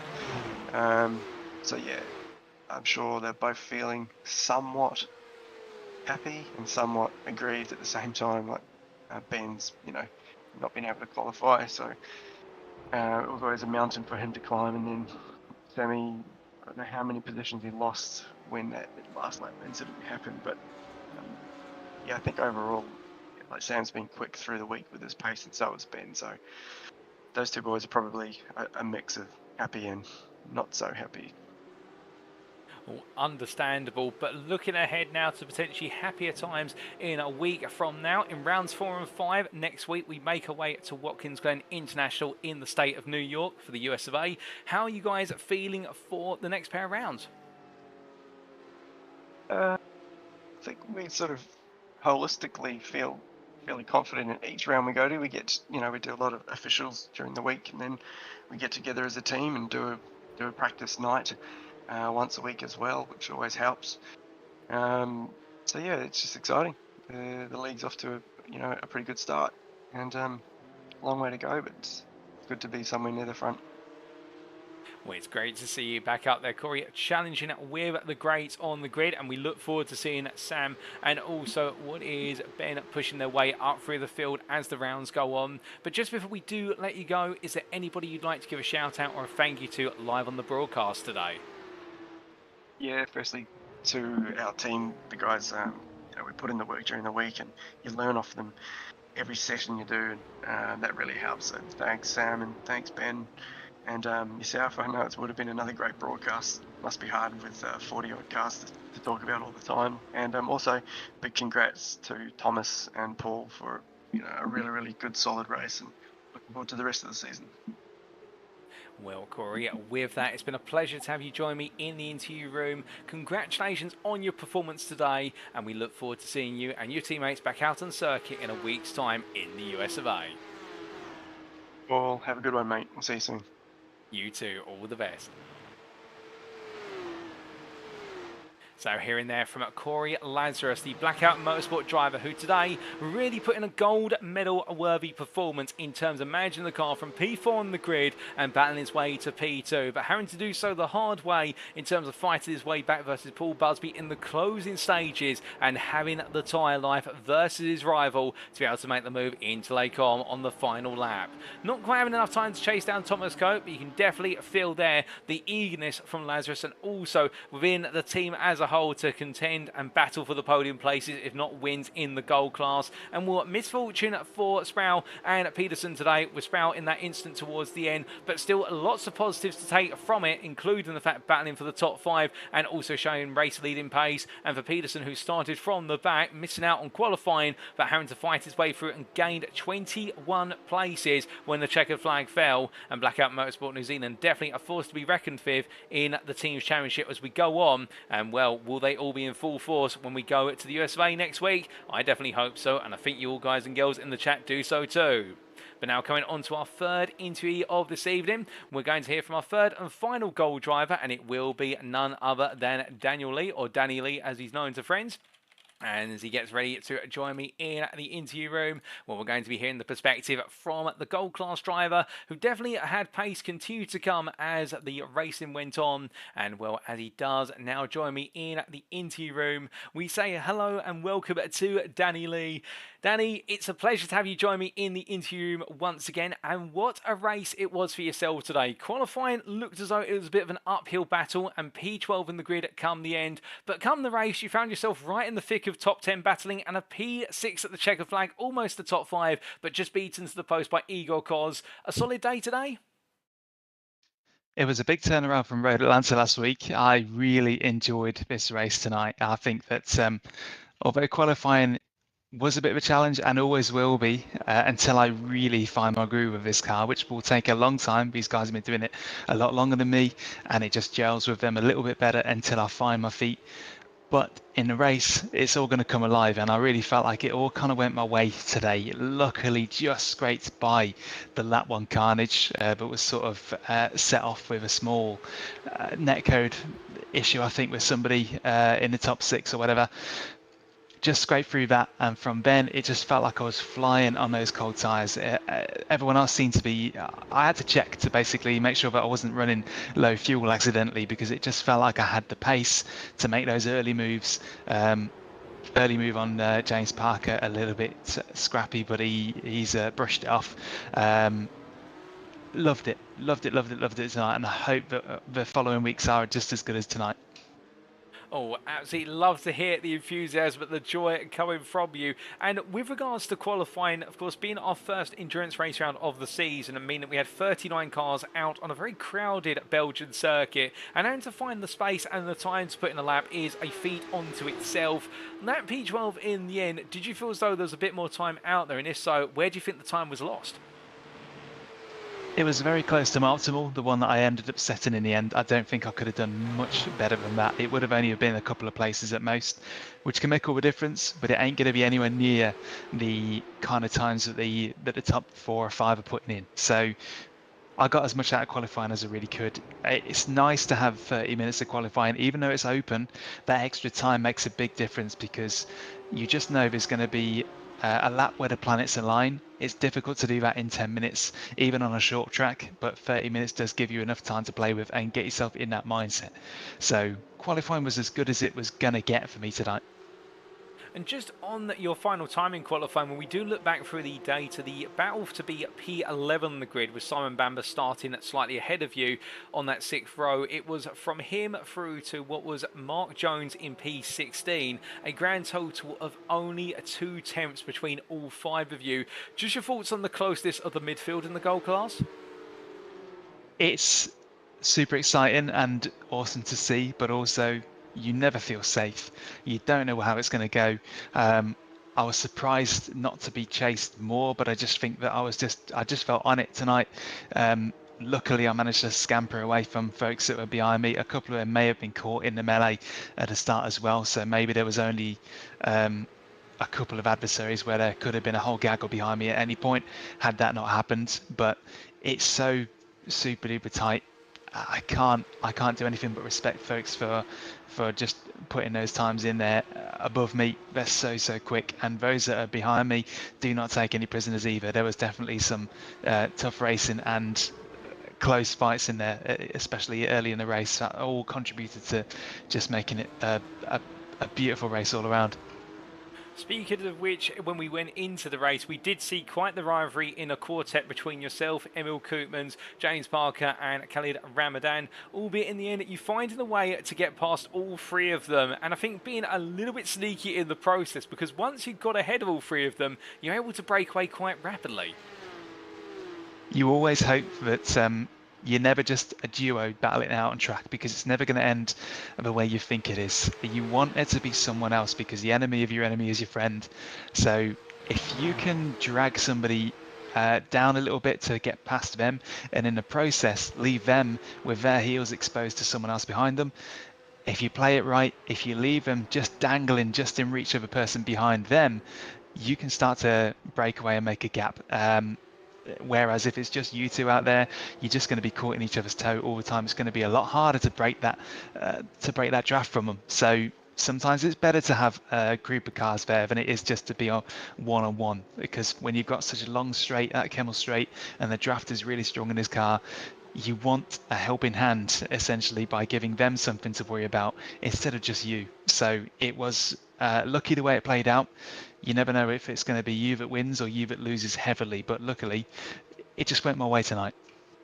Oh, it did for the most part, although when you were running in P5 after Igor Koz's unfortunate mistake, we did see Koz come storming back through the field, and it looked as though for this round at least, Koz just had a little bit too much pace for you to contain behind. He did. I think it was about 5 laps to the end where he was 2 seconds behind me, and I unwittingly distracted myself by basically telling Dean, who I'm on comms with, hey, you'll never guess, I got somebody behind me that is quicker than me, and they're catching me at a rate of 0.4 per lap, and we've got about 5 laps remaining. And in the process of basically chatting to him over the comms, I distracted myself just enough to miss my braking point at the end of Kemmel Straight, and that turned that 2-second gap down to a 0.4-second gap quick. And he did make his way past me without much trouble because he just had that pace, and I couldn't do anything to really keep up with him and stay in his draft and try and return fire. So he was just quicker than me. I only had the place above him because he had an incident with someone else as well. So I can't complain. I can't argue. I did my best, but I broke focus for a moment, and that was all it took for me to just skip it a little bit too far into the braking zone and lose all that time that I fought so hard to keep. So lesson learned. Next time I ain't going to talk to anybody till the checkered flag is thrown. Well, going to be a key lesson learned there in the early stages of this season, but still a phenomenal result to finish P6, given the calibre of the field, and will carry this momentum forward now into rounds 4 and 5 in a week's time at Watkins Glen International. How are you feeling for the Speedfest circuit? I'm definitely getting more comfortable with the car as time goes on. I don't practice a grand deal anymore because of time constraints, but I'm starting to love it a little bit. I'm kind of forcing myself to learn and love this car because I've always had a bit of a disagreement with it. Spa is a good track for me, so if there's been a combination of a good track with a bad car that has really made me find my love for it. So maybe Watkins Glen and further in the season, I'll just start to get better and better and be closer to the pace that I should be setting. One thing that I am noticing is that I'm kind of testing hardware as well. I'm actually using Logitech G923 pedals here with some mods, so that's a good proving ground for them as well. I can't think of a better car to test braking hardware with than the Porsche Cup, and now that I know it's capable of doing good results like as seen today, it's all down to me. It's my fault if this car doesn't put itself where it needs to be. So I'm looking forward to it. It's only going to get better. The track list looked brilliant, so I can only imagine it's going to get better as the season draws on. We do look forward to seeing how you evolve and really get to grips with the car and the technology behind the scenes as the season makes progress. But just before we do let you go, is there anybody you'd like to give a shout out or a thank you to live on the broadcast tonight? Thanks to Overgrid for awesome racing, some really good battles there tonight. Thanks to AXC Sim, who have provided the True Brake mod, which I'm obviously testing out and putting through its paces throughout the season. No better place to test it than here. And just yourself for the awesome broadcast, and the league admins for putting it all together and providing me with something to race with on a Thursday night. So thank you to everybody. Well, Danny, we must say thank you to you for joining me in the interview room this evening. It's always a pleasure to hear your thoughts after a great day of racing. Congratulations on your run to 6th place once again, and we look forward to seeing you out on circuit in a week's time at Watkins Glen. Thank you very much. Good night. All the best. So hearing there from Daniel Lee, the privateer, who's always jolly, and indeed, I think the amount of enthusiasm he brings to each and every interview could perk up even the most tired of drivers after going racing today. But the Gold driver really enjoying the racing, and you could hear that shining through in the fact Road Atlanta was a challenging day in the first 2 rounds of the season. But today, qualifying P12 very close to his optimum and taking that as his best possible lap he could have got out the car, and then going racing, just feeling as though, but in the early stages, on cold tyres and cold brakes, as if the car was alive and he was able to extract an advantage out of it compared to his peers around him. And in the enticing battle between himself and the company of Parker, Ramadan and Sproul, we got to see some fantastic fighting, as well as the introduction of what was Emil Koopmans into that fight, and Will Koopmans getting stuck in, and in the end Lee able to find a way past all 3 of them and chasing down a top 5 finish, albeit in the end losing out P5 to Igor Koz, who came back after Lee's mistake there, letting himself to get distracted in his own words, but still a P6. I think Lee is definitely one to watch out for right now, for the simple reason that 188 car is looking faster and faster, and it's not because of the combination of the red and the black stripe on the car, it's because the driver behind is getting acquainted with the machine and definitely now starting to feel the pace coming on through. But now, ladies and gentlemen, we come on to our final interview of this evening. He's been waiting patiently for some time. He's your sole silver class driver for tonight. And as he gets ready to join me in the interview room, once again, if any of the drivers we've interviewed so far have caught your attention as driver of the day, do let us know by voting in the driver of the day survey. But of course, you can vote for anybody who's on the field. But as we get ready to welcome DBI Bowman Challenges Jeremy DeBova, it's been a story today on a home soil. And here he is, ladies and gentlemen, as he does join me now in the interview room. Jeremy, good evening to you, and well, last time I spoke to you at Road Atlanta, you talked about the idea, home territory, home soil today, and you're looking to have the best possible result you could, and what a way to do it. Pole position in silver class, and in taking the winning class as well. It wasn't straightforward, but you did it, and by quite the margin. You must be absolutely pleased. Yeah, that was amazing, and first of all, I didn't expect that I could win the home race, but I saw on the practice that it feels good, and yeah, from that on, we have to wait what happens, and like always, you always have the points on the finish, and yeah, it was amazing. Well, starting off with an amazing qualifying session as well. We did see in the silver class you take provisional pole quite early, and in the end what was looking to be about 5 attempts for pole, it came down to what was 800ths ahead of Adam Greaveson, but still pole position is pole position. Just take us through the qualifying session from your perspective. Well, my first run was quite okay, and I set a 25, I think, and yeah, I thought it was at that point okay, and I watched to the track degrees what they're doing, if they go up or they go down, and from that on I have the last 10 minutes that I have to try another run, but I lost a little bit of pace in the traffic, and yeah, and then I saw that was I think Chris that came very close, so yeah, it was not expected, but yeah, qualifying is a little bit of lottery, and yes, if you have 1,000 of a second or not, it's P1 is P1 on that point. Oh, indeed. And going forward into the race, having taken pole position and only by a place over was Adam Greaveson in the end, we went green flag racing, and a very dramatic opening lap saw you drop down to P4 in class. Just take us through what happened from your perspective. First of all, my start was not 100% okay, but I lost 1 or 2 places, and I come side by side to Roxanne up to the Radion, and I saw everywhere smoke on the top of the hill, and I tried to drive to the right side of the track and avoid every car, and yeah, and I think I lost 2 places with that from my pole position, so I was on P3 on that point. And yeah, and from that point I have to manage my race and see where we go into the finish, and that was on the first place. Indeed. And speaking about managing your race, we've heard from all of our gold driver interviewees tonight about the need to manage the car, particularly the tyres around here.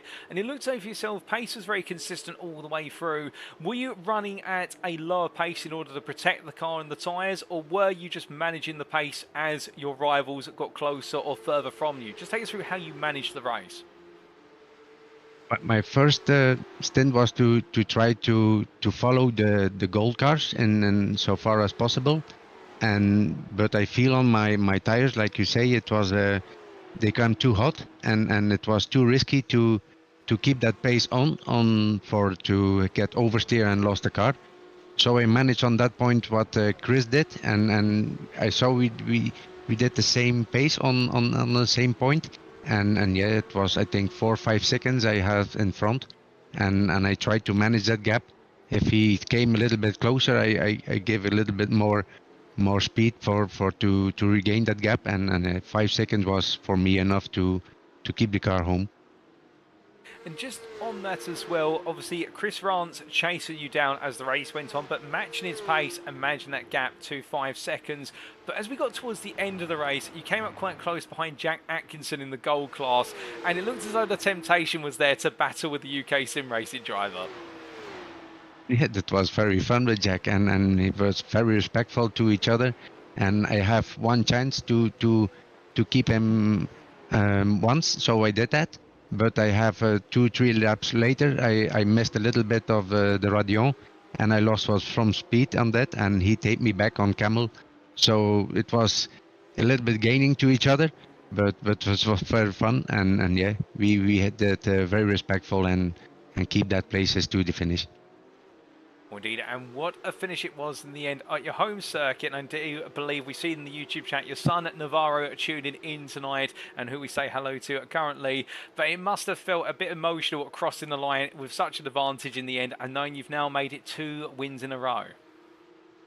Yeah, it's always emotional here to Spa. I say last week, it is not my favorite track, but it's all like you know my home track, and at home you can always do something more. And then we know the track from A to the start to the finish very good. So yeah, at that point Spa have no secrets anymore for us, and yeah, we only want to keep the tires alive here, and if the tires are okay, you can keep the car very clean to the home.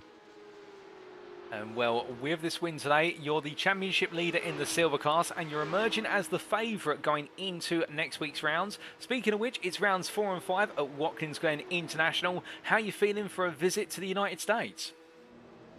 Yeah, first of all, I think we have a little bit problem there. I go tomorrow on holiday, so I think I have to keep my drop score for next week, and yeah, hopefully it's not how you say, too much damage to the table list. But yeah, we have to see what happens next week, but I'm not gonna manage there on the track. Well, that's a fair plan. We do hope you have a very nice holiday, and we do look forward to seeing your return to the track in due course. But just before we do let you go, Jeremy, is there anybody you'd like to give a thank you or a special mention to live on the broadcast tonight? First of all, we always want to thank everyone that we have behind the scenes, but now I want to thank first of all you, what you do every week, and it's so amazing the broadcast you make. Thanks for that, and I think a lot of people think that. Also to the UKSimRacing for the league, it's an amazing league, and I'm very pleased that I can drive here. And if we go back then to the other guys, like the team from Dide, Dirk and Lucas, and also my parents at home. So yes, I want to thank them a lot. Thank you. Well, Jeremy, it's been an absolute pleasure to have you join me in the interview room once again. Congratulations on your win here today at the Circuit de Spa-Francorchamps. A superb drive from start to finish, and well, when we do see you return from holiday, we look forward to seeing you out on circuit once again, looking to carry on your campaign. But until then, well done and have a lovely evening. Okay, thank you. Maybe one thing, I want the other drivers give a good pace and a good race next week, so give a lot of guys. They'll be keeping that in mind. I'm sure they'll keep you honest when you do return. Okay, see you. So here and there from Jeremy DeBoer from DBR Bowman Challenge. Very polite and friendly as always, and well, looking forward to the racing ahead, indeed the rising challenge from his rivals. But today, in taking the win at the Circuit de Spa-Francorchamps, not his favourite circuit in his own words, but still a circuit where he got his head down and knowing that he's got to deliver at home, and did he deliver with a pole lap in the end in qualifying, and a pole lap by only what was 800ths versus Adam Green. But whether it's hundredths, tenths or thousandths, he found the time and got the job done, and that was demonstrated immediately there. But then going into the race, a slow start, but in a way with that slow start found himself a bit further down the order and perhaps in a better position to react to the incident of Rouge and Radion on lap number 1, but very quickly then having to fight his way back through, and after retaking the lead of the silver class, never looked back. And mentioned there about the fact he managed his race based on the pace of his rivals behind, particularly Chris Rance, who he talked about, and the fact kept the gap a defined amount at the 5-second window and made sure not to let the gap close, but only stay there, and therefore he could manage his pace, protect the tyres, and in the late stage of the race even chase after Jack Atkinson for P11 in the gold class. Wasn't quite able to get the move done, but still keeping Atkinson on his toes, and DeBoer definitely demonstrating to us all right now why he is the early favourite in the silver class. We'll miss him next week, but we'll see him return after the mid-season break for what will be the subsequent rounds, and we look forward to seeing how he can continue his campaign. Albeit with a drop scoring effect, it will mean that his rivals will be able to make some headway.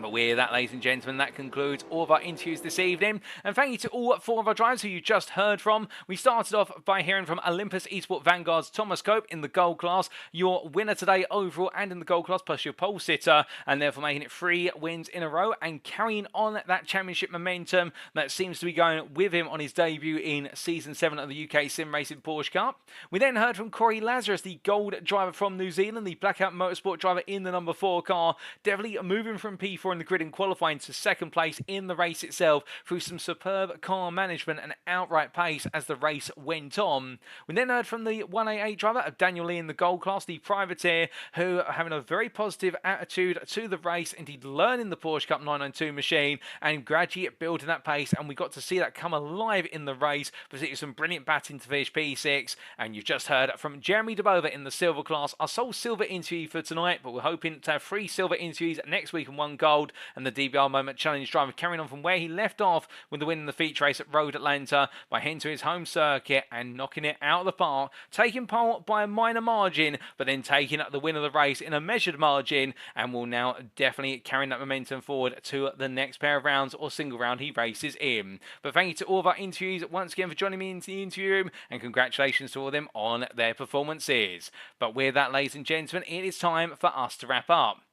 Thank you very much for watching, and if you have enjoyed today's show and you want to know more about the UK Sim Racing community, we do recommend that you check out our official website. You did see that earlier on today. It's the address of uksimracing.co.uk, and if you want to find out about any of our series, including the upcoming ones and ongoing ones, and perhaps you're sat there right now, much like Ryan Walker and Luke Andrews were earlier in the YouTube chat today, saying they've been watching the broadcast and getting the itch to sign up for the rest of the season as they do enjoy the Porsche Cup car, and perhaps you're experiencing the same itch or craving to get back behind the wheel of the car, then do head to our website and find out how you can sign up today. If not, at least sign up, put yourself on the reserve list, because we have a full grid currently. Alternatively, if you just want to know about when the next season will be, we can provide you with the details there. Also, if you're not wanting to follow us on our website, you can follow us on social media, and the best place to do so is on our Twitter, and that's at twitter.com/UKSimRacing_, where you can keep up to date with all the latest escapades and trials and tribulations of the official UK Sim Racing eSports teams, as well as the leagues we are running. Now, just before we come on to our affiliates, we'd just like to remind you one more time not to forget to vote for your driver of the day. The link has been posted once again in the YouTube chat just now, and do keep in mind that votes close as of midnight tonight, British Summer Time, or UTC +1, so that is in what will be currently an hour and in 15 minutes. But with that, we'd like to now give a big thank you to our affiliates here at UK Sim Racing, and they include Swello Meda Sim Racing Coaching, and more, Swello Meda is the creator of the Motor Racing Checklist, whose coaching can help take your sim racing trying to the next level. Whether you're looking to gain a 10th, improve your approach to the racing line, or develop your consistency, Swello Meda has a coaching course to meet your needs. Plus, being a multi-time champion of official iRacing series, including the 2021 PSCC, you know you're receiving coaching from the very best in the industry. We also have Race Anywhere, the provider of curated sim racing equipment aimed to only stock products that represent excellent value for the sim racing community. We also have Demon Tweets, the provider of the most innovative and complete motorsport product range available worldwide. So no matter what your level of discipline, Demon Tweets can help drive you to realise your motorsport ambitions.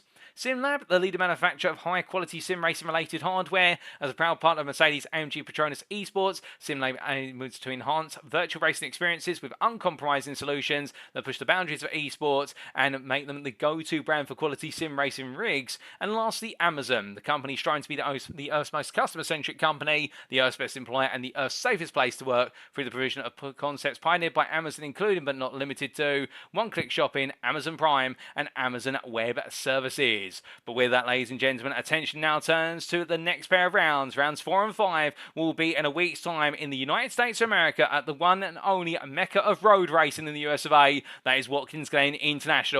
And there on the long straightaways and the bank corners of the course, who will come out on top in the sprint feature combo? We'll find out on Thursday, the 13th of July, 2023. Make sure to tune in live here on the UK Sim Racing YouTube channel and subscribe today so you don't miss it. But until then, we've been UK Sim Racing. I've been your host and commentator, Paul TX141 Walsh, also known as Britain a Spit, depending on what media you follow me on. And until next time, remember to stay safe, stay well, stay on target, but most importantly, remember to stay on track. Good night.